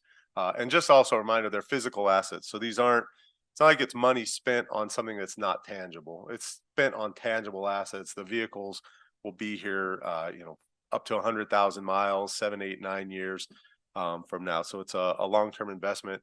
And if something were to happen from a negative perspective, let's say the economy were to collapse or there were some revenue reductions to the city, there would be time to cancel orders if we needed to cancel orders prior to receiving vehicles. And even once we did receive vehicles, I think because the demand is out there and for anybody else that didn't place orders, I don't think there would be difficulty in us being able to liquidate the vehicles back for cash. So you bring up a good point. So one of the ideas that we have is that there's going to be a cost savings to the city. So the idea is to have more vehicles because then we would create sort of kind of like a schedule. So we would let the AM shift drive those vehicles. We'll say the odd numbers and the even numbers will be driven at the graveyard shift. So now you're letting a vehicle rest for 12 hours, where right now the vehicles are being run, like I said, pretty much 20 something hours, right? Because if I come in at 6 in the morning and my shift ends at 18, well, then the other shift's coming in. I park the vehicle's only getting maybe an hour, max 2 hours break, and it goes back, right? Now think about the hot days, the AC's on, everything's on, and eventually, if you keep those vehicles running the way they are, they're just going to break. So there will be a cost savings because the idea is now that you have that many vehicles, then we would now start, making sure that the vehicles are getting a break, and the city will have a cost savings on the mains. So just one more question. So then what you're saying then is that with having more vehicles available, there's less wear and tear on them, or rather they won't wear out as fast. Okay. I just want to be informed about this. So you get the new vehicle next year when they already have them in stock, and you don't immediately sort of rotate out the old one. You continue to work with the fleet, expanded fleet. Is that the idea? Yes. Okay, and at which point do you start sort of phasing out the vehicles? Is it just based on performance, or how do you determine, okay, that vehicle is done, we're gonna move it out? Yeah. Example, so if I have a vehicle and the tranny goes out, or let's just say the motor goes out, then I got to do an assessment. Well, if I have a vehicle that is already, we'll say 8 years old, and the transmission went out or the engine, it's going to cost me, we'll say 5,000-7,000. Well, it's not, I'm not going to do it, right? At that time, I will probably just replace that vehicle and push the other one up, the new one. Question, I mean, I know obviously policing is very demanding. You got to have a certain level of response from the vehicle. But is there an opportunity to use these vehicles once they're not at police performance level, and maybe use them in other departments like the Recreation and Community Services Department, like Public Works? Is that something that's done, or? You could decommission the vehicle for police use. I think the only concern would just be the cost associated with de-outfitting and then also making it where it doesn't look like a police vehicle. I think it could be done. I think there would just be some issues as far as, again, kind of from a cost perspective. If it's a vehicle that's 8 or 9 years old, and do you want to spend $1,000 to $4,000 on sort of repurposing? But the short answer is yes, council member. Saying that because I like Crown Victorias, so. Maybe 5 left, so I could give you one. Yeah. Well, I guess to answer your question, Councilmember Arsenault, yes. I mean, we could use that vehicle for training, right? We could put that vehicle aside and use it for training, for maybe an active shooter type of training. So that way we don't take a brand new vehicle or an okay vehicle to that training facility. That's the idea. Having more of those vehicles available to us will allow us to do more things, really make the training more realistic. Right now, I'll be honest, when my staff comes to me and says, hey, I want to take a vehicle for training, I think about it not only twice, but I think about it really hard because I can't afford to lose any more vehicles right now. As a matter of fact, I have 5 right now in the shop. Mayor, if there's one last thing I can ask, just to address a question that came up, one of the items that Captain Camacho brought up that would be included in this year's budget process is for us to create a vehicle replacement process. So general kind of best financial practice for municipality, I think also probably for businesses and maybe in your personal life, is to understand that you're going to have to replace vehicles every 5, 6, 7, 8 years. And so instead of coming to council every 9 years and asking for $1.5 million, included in your budget. And this would not just be for the police department. This would also be for public works, recreation, community services, community development. What we do is just develop a plan based on the fleet that we have, look at the depreciation schedule for the vehicles we have, and then every year make a recommendation for the council to consider as part of the annual budget to set aside funds into a vehicle replacement fund. That way, when it comes time to replace vehicles, there's already been money that's saved. And I'll use an easy example of it. Let's just say the city only had one vehicle. Just pretend that, easy numbers. It was a $50,000 vehicle, and we estimated that we were going to get 10 years of useful life out of it. Let's say it was a public works vehicle, and so it wasn't going to be same level of use as the police department. So we'd say approximately after 10 years, we're going to need another $50,000 to buy a vehicle. So ideally what we would do is set aside 1/10 of the cost of that vehicle every year into a fund. The council could reappropriate that money to other needs if there was an economic calamity or something like that. But you'd set aside the fund so that by the time that vehicle 10 years was up and the public works director comes and says, this vehicle's costing too much, the transmission's out, there's $50,000. You could assume some cost of living increases in there as well, but there'd be $60,000 available to purchase a vehicle. That way the financial hit to the budget every year would just be one, in that case, in that example, 1/10 of the cost of the vehicle every year.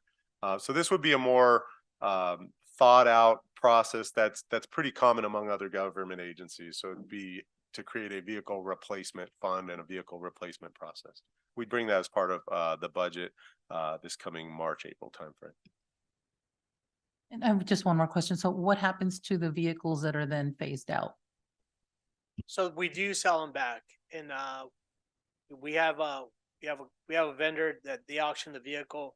Whatever we get from that vehicle, then we give it back to the general fund. So if not approved tonight and we miss the window opportunity in November and we potentially wait until next November, that would add another 2 years of wait time for new vehicles unless we buy them individually throughout the year? Yes, I think it would be, it would definitely put us in a situation where I don't know where I would go, because I've been talking to different vendors. And so having that opportunity in November would just allow us to place the order. And they're looking at, the vendor already told me, look, for the PIUs, you're not getting those vehicles almost 1.5 years, 2 years, but I would say more 2 years. So because everybody is in such need that we would definitely be left behind. So there's still wait time after placing the order in November. What do you mean? There's still a wait. So you're going to place the order in November, let's say, but there's still going to be a wait time for you to get the vehicles. Is what I'm saying. Yes. Yeah. So we would place the order in November, and like Mr. O'Kelly said, I will see the basic general investigations vehicles coming in about 1 year, but the actual PIU will probably be 1.5 years to possibly 2 years. It's just because of the backlog of what they're going through right now in the auto industry. Any additional questions or comments? One final question, should have asked this earlier. I do want to make a point. I like Councilmember Barcena's idea of decommissioning the vehicle and having other departments. I think it's a great sense of, I know that all of our departments are always in need of other vehicles and whatnot. So seeing that an opportunity, I like that idea. Secondly, I wanted to ask, and I should have asked this earlier, does every officer on the force have their own vehicle? No, we don't have enough. Yeah. Oh, thank you. Any other questions or comments? I make a motion to approve staff's recommendation. Can I get a second? I'll second. We have a motion made by myself and a second by Councilmember Gomez. City Clerk, please conduct a roll call vote. Yes, thank you, Mayor. Councilmember Barcena? Yes. Councilmember Gomez? Yes. Councilmember Pulido? Yes. Mayor Pro Tem Chavez? Yes. And Mayor Sanchez? Yes. City Manager, will you please announce discussion item 14? Yes, thanks again, Mayor Sanchez. So this next item is, it's titled City Water System Update and Recommended Next Steps. This is an issue among top priorities of the city. It deals with the city's water system, the reportable levels of PFAS, PFOS, contamination in that water. This is an item we've been working on for at least 3 years, 4 years, and we'll probably continue working on for the next 3, 4 years. But as things become more apparent, more specific action presents itself, and then also potential other action also presents itself that may take exploratory looks. And with that, I will turn it over to Bernie Iniguez, our Public Works Director. Thank you, Mr. O'Kelly. Good evening, Honorable Mayor, members of the council. So before Doug Benach, our city engineer, gives a PowerPoint, just a little bit more background. In December 2022, the city submitted a request for a grant amendment to the State Water Resources Control Board for an additional $1.2 million. And this was to fund the city's PFAS water quality study, the design of the PFAS ion exchange treatment system, and also for an updated Proposition 218 water rate study. In April 24, 2023, the City Council was presented with various alternatives for dealing with the PFAS issue under the assumption that we would be awarded these additional grant funds from the State Board. We have some updates on that effort. And with that, I'll have City Engineer Doug Benach provide the water system update and next steps. And afterwards, we will be available for questions. Go ahead, Doug. Good evening, Madam Mayor and council members. As Bernie directed, we're here for tonight for the PFAS update. But here's a little background. The city's water system approximately serves 1/3 of the northern part of the northern 1/3 of the city, with about 1,650 customers. The water system has 2 groundwater wells, well number 1, which is the primary, and well number 3F, and they're both not in use at the time from that standpoint. And this map shows where our water system boundaries are, along with the MWD connection where we're currently drawing water from at the intersection of Randolph and Garfield. A little more history. Back in 2020, the State Water Resources Control Board issued a order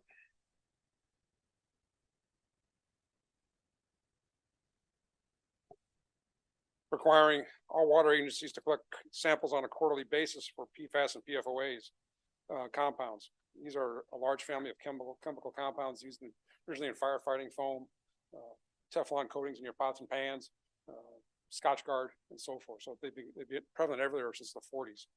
And the main route for exposure to PFOAs and PFAS is through ingestion, through actually in contact with the water that touches it. The state board established an interim response level, and then on a quarterly basis. And there's currently no outstanding pages on this. I'm sorry. There's currently no federal advisory levels or maximum contaminant levels required for these chemical compounds. There was just a notification level. And the state and the interim response levels, when they are reached per the state, was the city had 3 options: turn the well off, utilize a treatment plant, or blend the water with our well water and MWD water, or keep the well operating with notification to all the customers indicating we have reached the notification level of PFAS and PFOA in the water system. The city of Downey is doing this right now. In August 21, our test results exceeded the limits, and then in September 21, council decision made a determination to turn the well off, and then go fully on met water to provide water to the customers in the system. The problem with met water, it increases the annual cost of $1.5 million versus a third of that versus well water. That's where our current well is in that structure. The blue pipe coming on the outside is the discharge pipe when we first turn it on.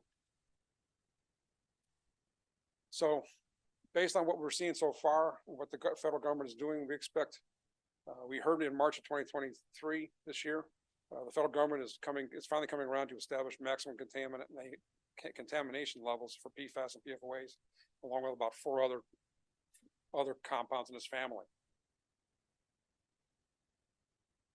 So with a new, and what is happening is that those maximum contaminant levels will be less than the notification levels, what we're seeing. I think our notifications were at 30. what is gonna be allowed in the water by the federal regulations would be like 15 or 10. So we'll have to take more out of it in order to allow it to work to the public. But as right now, we do not know when EPA is gonna set those limits. They gave us an anticipation date of about December of 2023. As Bernie mentioned, in December 22, we submitted an amendment for the design and construction costs for the PFAS. Yeah, can I ask for a point of clarification on the last slide? So I think just for myself and I think for the council to understand, we know right now we're just slightly over notification levels. So what you're saying is even, the council could have chosen and could still choose to give direction to keep providing the water. We just have to notify people. But if the new regulations could potentially come in and say the standards are below those notification levels. And even if you're, sorry, I'm distracted here.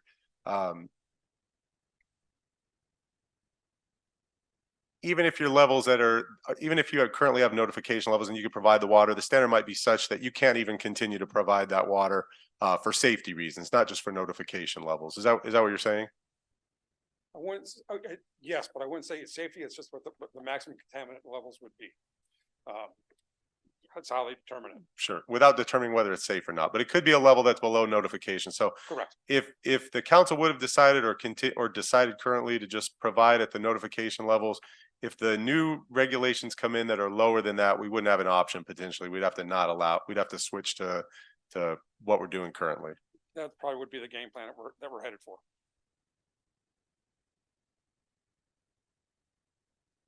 So in 2021, in the summer of 2021, we were in the process of finalizing a booster station design and a reservoir design as part of grant amendment number 1 for the project. Then PFAS hit. Well, actually, we got the rate study done per the grant amendment number 1, and then PFAS hit. Then it was determined to turn the well off. During that time frame, we did a complete investigation of the well, whether contaminants in the well. I've had experience in another well in another jurisdiction where we were able to blank off a portion of the aquifer that had the contaminant in it. Well, our findings found PFAS is in the entire water column, so that negated that idea. So we presented it, and on April 24th of this year, we presented an engineering study to the council that evaluated ion exchange, granulated activated carbon, blending, bringing the well back on, and all the options to treat the water and or not to treat the water. Our determination was that the ion exchange is the most cost-efficient methodology for treating for PFAS for the organization. And at the time we submitted our grant amendment number 2, the state was we would probably give you an answer come July 1st.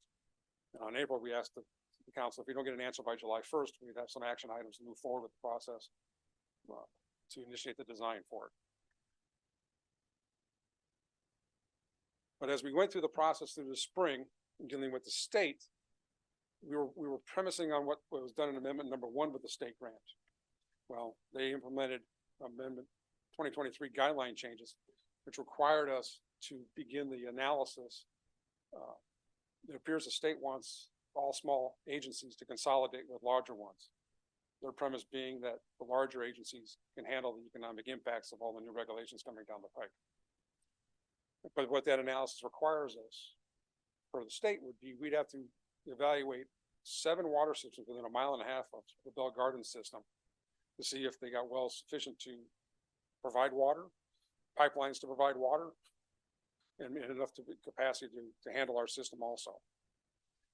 That analysis is going to cost about $100,000 because it's a full economic analysis and along with an engineering design analysis for it. The bad thing about it, the state has a complete subjective analysis of that study to say, hey, if we don't like your answers, you have to go out 2.5 miles versus 1.5 miles, which just extends time to this, which would then push the starting date of any PFAS design 2.5 years out if we went with the grant amendment money. As your engineer, it came down to a point where we also discussed the potential sale of the system. And there's a process on that to the PUC where it might become time to consider the actual sale of the water system to a larger purveyor. But the process to go through that is that we initiate an RFP to obtain proposals from various vendors around the area. We have to conduct a public hearing to determine who is the best qualified purchaser. Then we adopt a resolution to initiate a citywide vote to either not sell the system or sell the system. And if they do agree to sell the system, we go to the PUC for final approval. That takes 2.5 to 4 years, just that process alone. Both Bernie has experienced that in Bellflower, and my assistant in my office, Jose Molina, also has experience in that also. So the timeline is pretty substantiated. So we started thinking about this. We looked at due to the high cost of imported water from MWD, we looked at an engineering recommendation. You know, the economic impacts of the system. What is the shortest time frame to get well number 1 turned back on? And they also include selling of the system. So it was a 3-pronged attack. But we do know that if we were to turn a well on, we can still maintain the current rate structure. That goes through 2025, summer 2025. We initiate the issuance of an RFP for the sale of the system and address any PFAS requirements that come up once the feds initiate a maximum contamination level. So with that in mind, we look at a cost benefit analysis and a time money criteria, because the more we spend on met water, the more debt we're incurring as part of the system, because net water is more expensive than well water. We know that if we were just notify the residents that we have PFAS in the system, we could turn the well on within less than a year. That reduces the amount of met water we're buying by a year, by 2.5 to 3 years. We will maintain the current water rate study, as I mentioned. And those are the biggest impacts that would, from an economic standpoint, that's an engineering recommendation. But we also know that per council directions, because the notifications levels were reached, council determined to turn the well off. So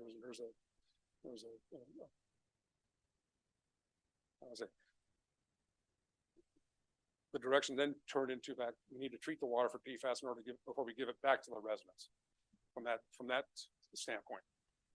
So our design then, our recommendations from an engineering standpoint is that we should initiate the PFAS design process as part of a recommended action.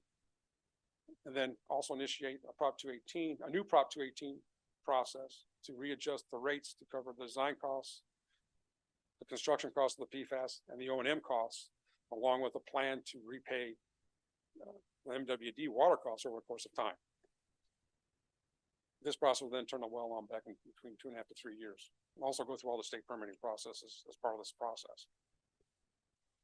So when we presented the options back on April 24th, we sort of had word prior to that date that the state would maybe give us an approval of the amendment number 2, but that did not occur. So now we're looking to how do we pay off the incurred debt in the next 14 years or so. And just for clarification, our map here shows on the left of the skate park where our well building is. We would expand it out to the skate park to put the new reservoir and a booster station there in the lower frontage of it. And the PFAS treatment would be on the other side of the skate park. Just because it's open there, primarily keep the skate park in place, but we have open area on the other side for the PFAS treatment and associated piping back and forth. And that's what a typical treatment, the pressure vessels for the ion exchange material go inside one of those vessels. And there'll be about 8 of them. 2 rows of 4 is our preliminary design.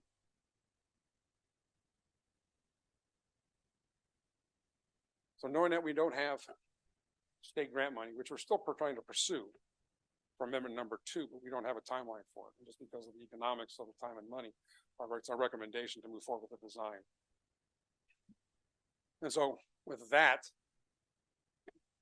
we're recommending for council to initiate the design for the PFAS treatment. There's specialized engineers out there that would take care of that process, but they also do the associated piping work to get it pre-treated, run through the treatment facility and back out into the system. Authorize staff for an RFS to do the Prop 218 process, and then initiate an RFP for the sale of the water system. This totals $574,740 from the general fund to cover the cost for that. Now I'll entertain any questions.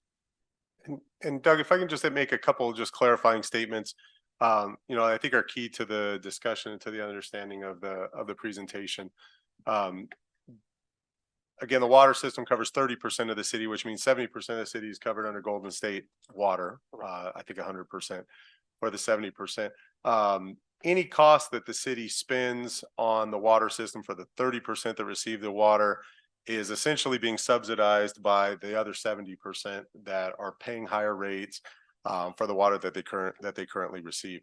So that's why you hear Doug and staff talking about this Prop 218 process to recoup those costs, because it's borne by all of the residents for the benefit of 30% of the residents.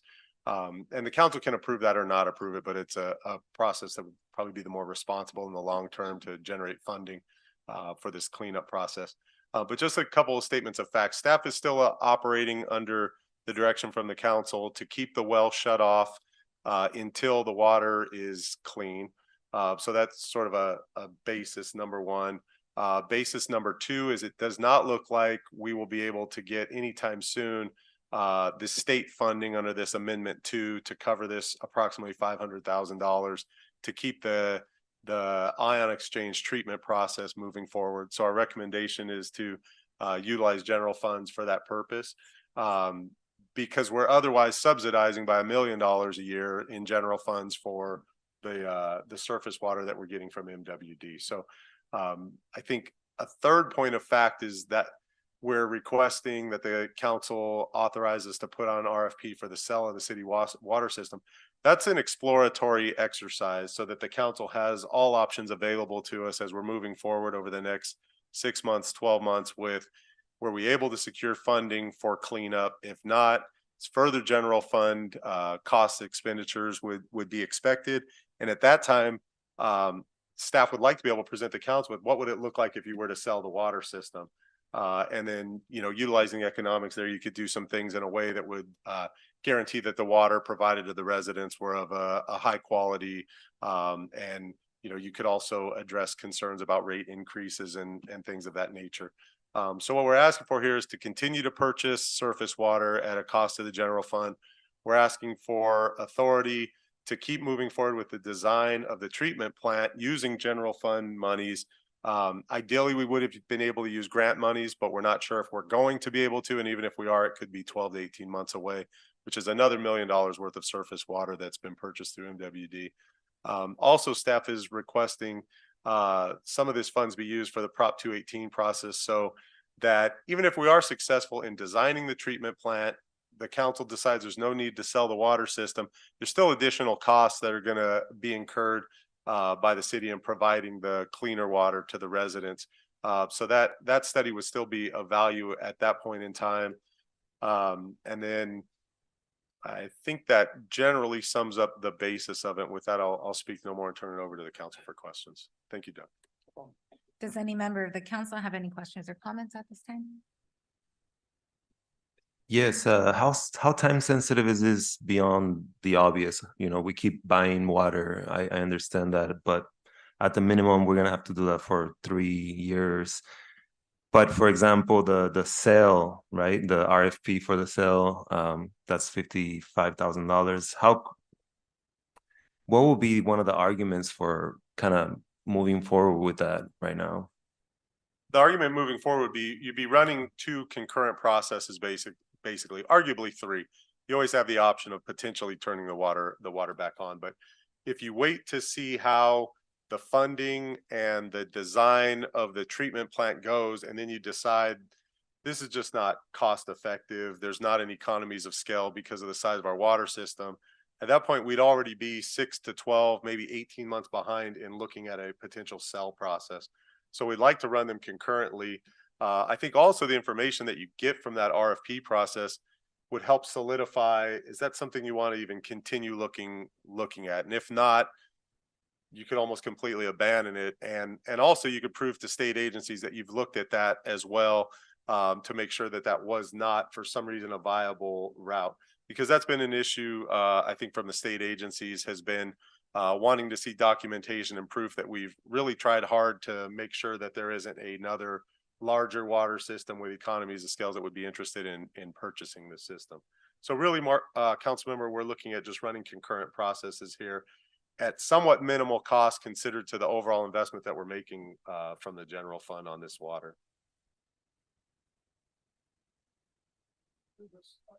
We were talking about this at the staff level. It's kind of like we basically have a used car that's got issues. And if we move forward with the PFAS, we're either repainting it, changing the engine out in order to make it even more profitable to sell in the future. That's really what it boils down to. As your engineer, I'm having trouble.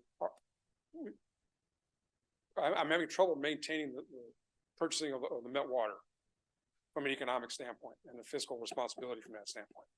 That's really what it boils down to. Nothing more, nothing less. And the city needs to make a decision one way or the other. I'll do whatever you desire as your engineer, but as your engineer, I need to present to you the facts that we see and the economic impacts that we see from that standpoint for the betterment of the organization. And that's all. And to the point about the request for proposals, that was one of the state requirements that we look to see who may be interested out there in acquiring our smaller water system, because the state policy is for the smaller systems to sell to the larger systems that have more resources. So that was actually one of the requirements from state water board staff that we looked into that. Thank you so much for that presentation. Two things. First one is, I know we talked about other cities that have potentially taken alternatives or different options. I think both of you have experience when it comes to seeing what other cities have done. Can you elaborate or maybe just, explain how that process was and, what were some of the common, maybe barriers that we constantly have to face as cities when it comes to addressing, polluted water? Well, I can speak to the city of Bellflower system, which is the city that I came from. It was one of 5 water service areas in the city of Bellflower, about 6.1 square miles. And we just didn't have staffing. Public Works did not have any water operators. We hired Bellflower Somerset Mutual Water Company to run our system, similar as to how we hired Liberty Utilities to run our system here, because here I also don't have any water operators.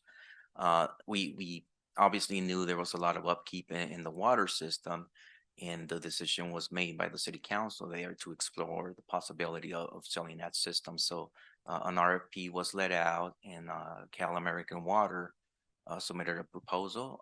There was a resolution adopted to put it on the general election, and the majority of the citizens that were registered to vote approved the sale of the water system. So some of the hurdles obviously is you want to make sure when it gets to the Public Utilities Commission that the Public Advocate's Office vets it out, and they just wanted to make sure that the system was being sold at the proper price. So that's why it's going to be key if we move forward with this process, is to have an updated appraisal of the water system, so that if the city council were to go this route, it's a transparent process and that we show the current value of the system. Thank you so much for that. Go ahead. My counterpart at the company, Jose Molina, who lives in Downey, by state code, the water system provides a consumer confidence report that shows all the contaminants in the water on an annual basis. And their notification in the city of Downey was a 1 or 2 line paragraph in that consumer confidence report that provided notification to those residents. And as we all know, most people don't read the consumer confidence report. We have it posted in general locations around the city. I know there's one on the Public Works store for anybody to see, but that's how they got by the notification requirement. So there are options. Is it a true, it is a notification. How publicly served it is that's to be determined. But that's what Downey did. Thank you for that. My second question is, what are some of the setbacks when it comes to exploring the other option of perhaps maybe putting it out for bid and seeing what other purveyors might be interested in? What are some of the setbacks when it comes to that? I'm not aware of any it's just a process, more or less. If the appraisals are right and the numbers work out for a purveyor, they'll make an offer. Water, you know, if you've learned anything in our history, water is king. You own your water rights, you're king of the land, in most cases. So that premise is still out there in the water world from that point. So there is a marketplace for the system ultimately. And I agree. I mean, I don't see any setbacks per se. In my experience, obviously one of the concerns for the ratepayers is when it goes to a private, what are the safeguards on these rate adjustments? Well, private companies have to go to the PUC. You can't just increase the rates. You have to back it up and justify. And that alleviated some of the community's concerns.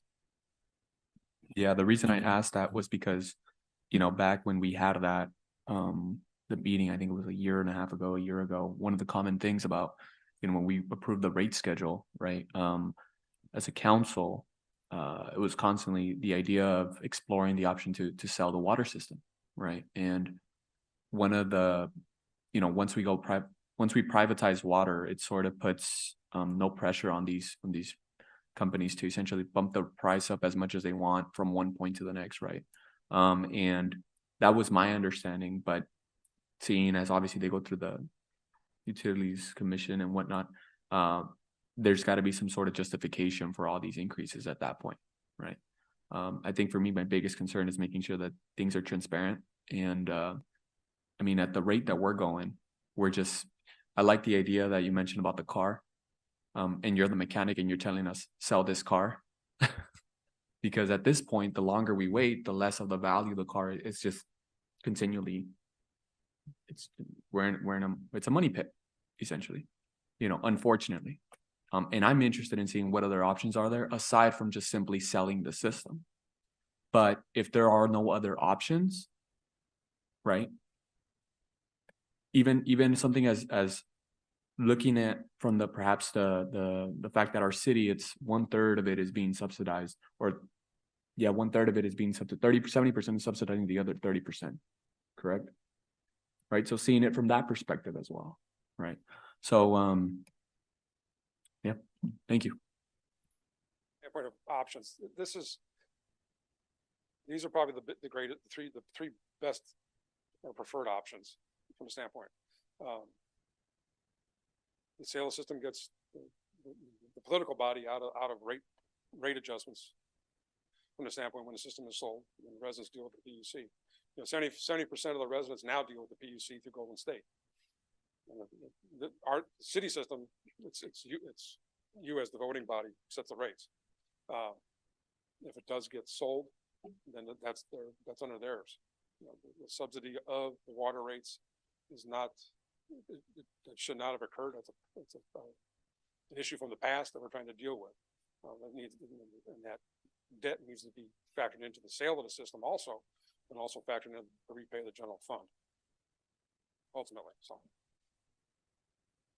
Question, just for clarification, if we do decide to go with staff recommendation here, does that mean that in the future we are going to put this up for a vote to our residents? Is that the idea, or is that just an option?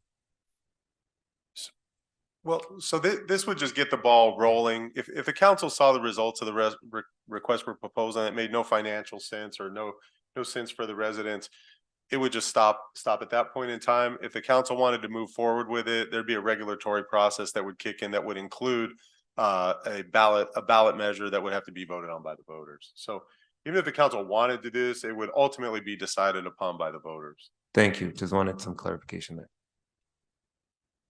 And do we have a rough number of how many years we've been in the deficit due to this water well? I was trying to look at statistics and I only went back 4 years. For the last 4 years, we have been in a deficit. Right now, it's annually, it's about $930,000 deficit, and it keeps accumulating. And if I could add something in regards to the deficit, from what I recall, one of the biggest reasons why there's such a deficit in the water fund was because council members or city councils from the 90s chose to just continually not take initiative in raising the water rates. So finally, when it came to us, and I think it was like 2 years ago, I think, the option was there present, and it's like we had to pick up the issues from way back when in the 90s, and I mean, it's a difficult conversation to have because at the same time you want to do what's in the best interest of the present time, but back from the 90s and stuff, it's a complicated one. Well, obviously, I think it's an issue we can't ignore, and it's water, and water is gold for some people. And so the fact that we do have our own water well and we're able to already look into different programs to try to change the levels of the PFAS and things of that nature. And so presented with all these recommendations, I'm going to go ahead and make a motion to approve the staff recommendations so that you guys continue working together to see what's the best solution at this time. May I get a second? Just for clarification, that means the entire staff recommendation. Yeah, Okay, 1 through I'll 4. second that. City Clerk, can you please conduct a roll call vote? We had a motion by myself and a second by Councilmember Barsina. Yes, thank you. Councilmember Barsina? Yes. Councilmember Gomez? Yes. Councilmember Pulido? Yes. Mayor Pro Tem Chavez? Yes. And Mayor Sanchez? Yes. City Manager, will you please announce discussion item 15? Yes, thanks again, Mayor Sanchez. This item is a part two to the mural artwork that staff is looking for council's approval for the final design. It's for the Veterans Park Administration hallway. There were some changes that were made from the last version that you saw. And as I mentioned earlier, as part of city manager's report, if the council were to approve the mural as it is, there would be an unveiling event on Veterans Day after the Veterans ceremony. I will turn it over to Liz Nava, our Recreation Community Services Director. Thank you, Mayor. Thank you, Mr. O'Kelly. Good evening again, Mayor and members of the City Council. I have a very brief presentation for you, just as a follow-up from the meeting in September. With regards to the mural artwork and design. And just as a brief background, LEA received a $600,000 grant from Elevate Youth Initiative. And part of that grant was for a mural to be painted entitled Painting Restorative Justice, Mind Over Matter. And Bell Gardens was selected by LEA for this mural. And so the mural will be painted inside the Veterans Park hallway. Last month, council was presented with 2 design options. The one that is before you is the design that council selected with a few minor changes. We took those changes back to the artist, and the artist developed a final concept plan. Oh, excuse me. With some brief changes. And this is basically the final draft of the mural that you'll see in the hallway at Veterans Park on November 11th. And as Mike had mentioned, there will be a mural reveal taking place at Veterans Park on November 11th following the Veterans Day ceremony. So it'll be at 11 a.m. We'll make sure to put that on council's calendars so you all have that available to you. Part of the ceremony will be a art exhibit and a resource fair that LEA will be putting on. And we also have in the audience with us today is Angel from LEA. So he's here and available to answer any specific questions that you might have. But essentially, let me go back just to the final draft. Council asked that we return to show you the final draft of the mural. And so we just recommend that council receive and file this report and view the final draft of the mural and join LEA at the mural reveal on November 11th at 11 a.m. And that concludes my report, and I'm available for any questions. Does any member of the council have any questions or comments? Yes, I'd like to, first of all, I want to thank Angel because he sat here throughout the entire meeting. Thank you, Angel. And, this is the first project that Bell Gardens residents that are doing art, otherwise known as BG Arts. This is the first sort of collaboration that we do with like an organization. And I've been trying to support in the whole communication process because we want to make sure that if this mural is coming to our community, that our community itself is heard and that they get a chance to really express themselves through the mural. So we've had a couple of meetings about the design, and I do want to make some clarifications just so that you guys know what we've discussed in the meeting. So the houses that you see behind the equality, or the little houses that pop out on the sides there, those houses are from one of our residents painting. Her name is Lucia, and Lucia did reach out to me with a concern. She felt like the houses were too small. So we had a meeting with Leah. They were very nice, and we established that the houses are going to be bigger, and they're also going to be a little bit more spread throughout the background. As you guys can see, there's like a city skyline there. So that's not as relevant to our city in Bell Gardens. So there's probably going to be those houses back there. Also, the word that says equality there in the middle, that was derived from an artist. His name is Juan. I forgot his last name at the moment, but Juan did make a painting with the word equality. He made it in a way that was very stylistic, a little bit with an urban touch.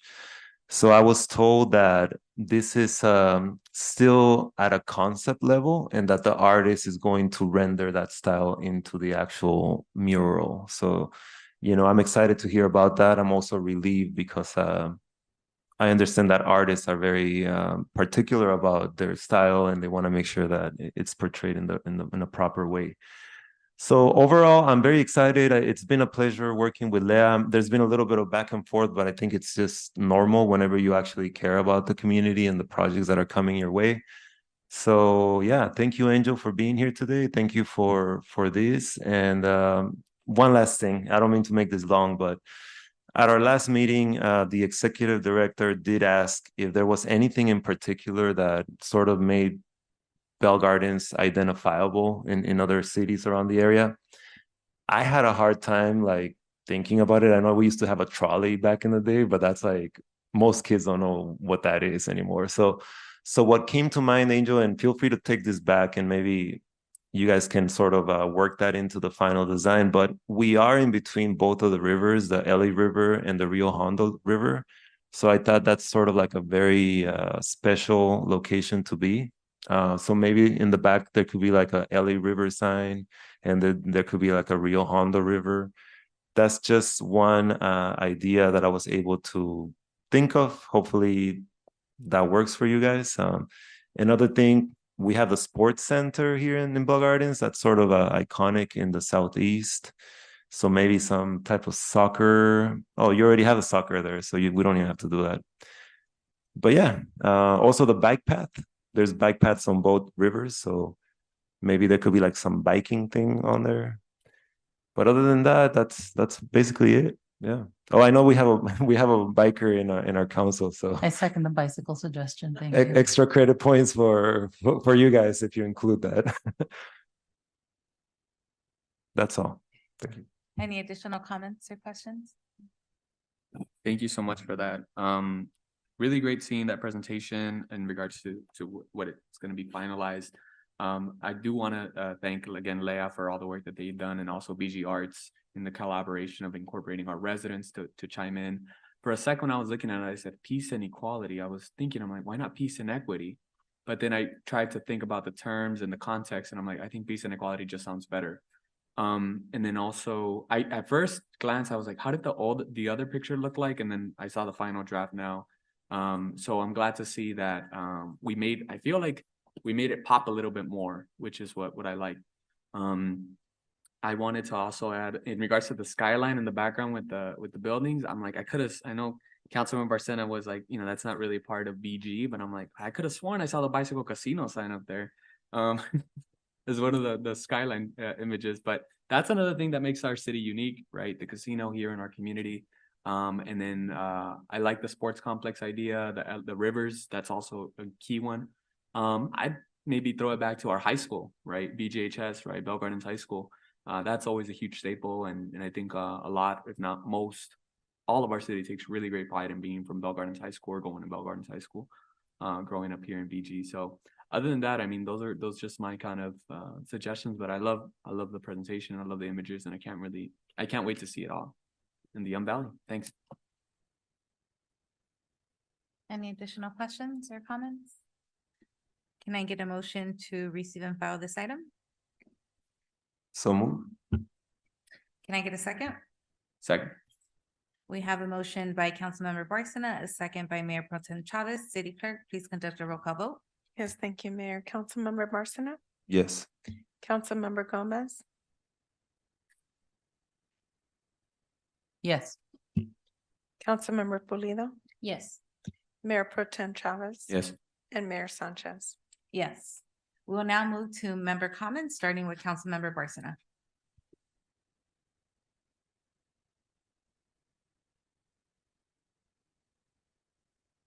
Yeah, I just want to kind of use this opportunity and ask the mayor if we can please adjourn our meeting as a sign of respect for the thousands of children that have died in Gaza. There's been about at least 5,000 people killed in that conflict that's going over there, and out of those 5,000 are 2,000 children. So if I may request that, please. Thank you.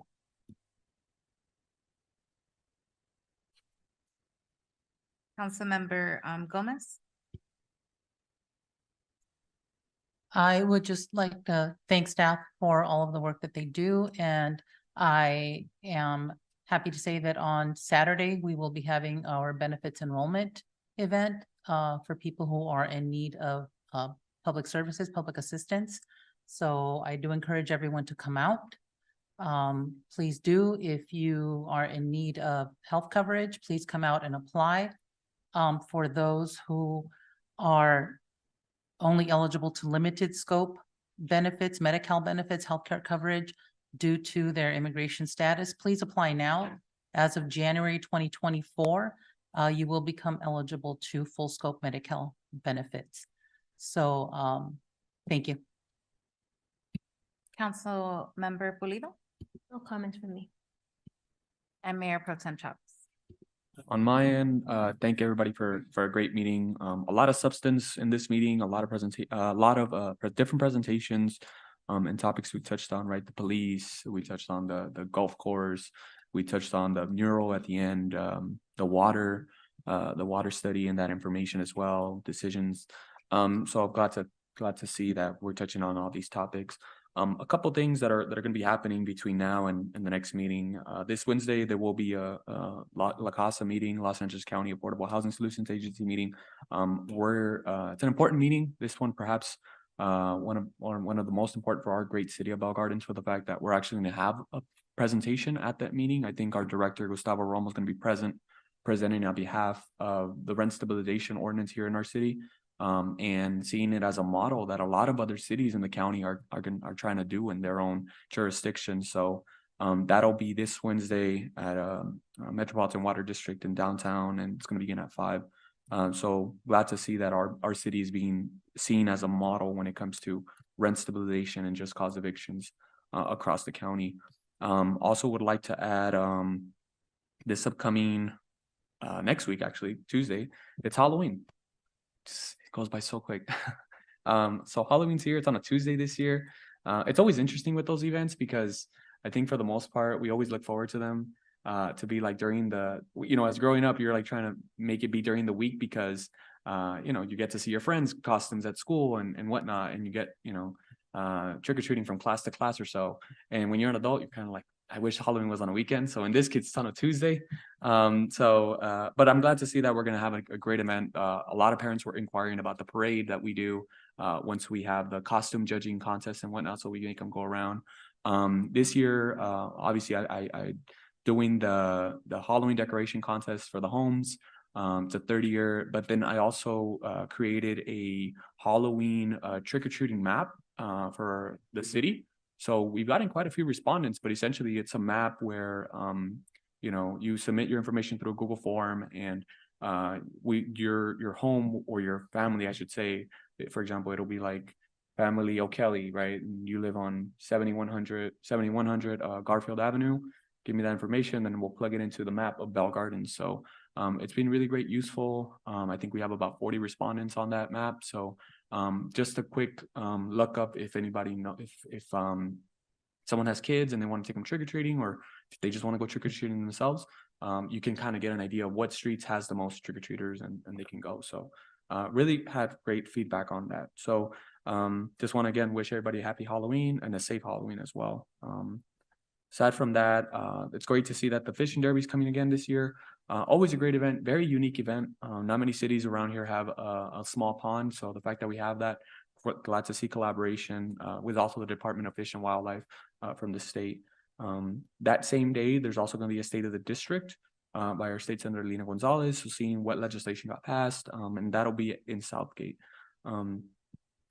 Let's see. And then finally, it looks like we're gonna have a gap week this week because there's 3 Mondays there's a total of 5 Mondays this month, so there'll be an extra. It won't be the following Monday, but we'll be back on November 13th. But between now and then, I'd like to wish everybody a happy Veterans Day, and thank you all those for your service. Appreciate it. Have a great night, everybody. I want to thank staff for the wonderful event they put on Friday of the Adams Family Viewing. I know there was many families. We had a couple of residents dress up like Wednesday, and they got prizes and a couple other costumes. So just getting into the spirit of the holidays. Also, thank you to all the residents that did volunteer and submit a name for the app. We did have staff out there passing out the QR code. So hoping to get a lot of more residents submit the name to help us name that app. I know it being the end of the year, there's a lot of events coming up and a lot of hard work is being put on there. So I do want to thank the staff tremendously for all the work that you're continuing to do and the work that you're going to do with all the events coming up this holiday season. And if now we can take a moment of silence for all the children who have passed away in Gaza.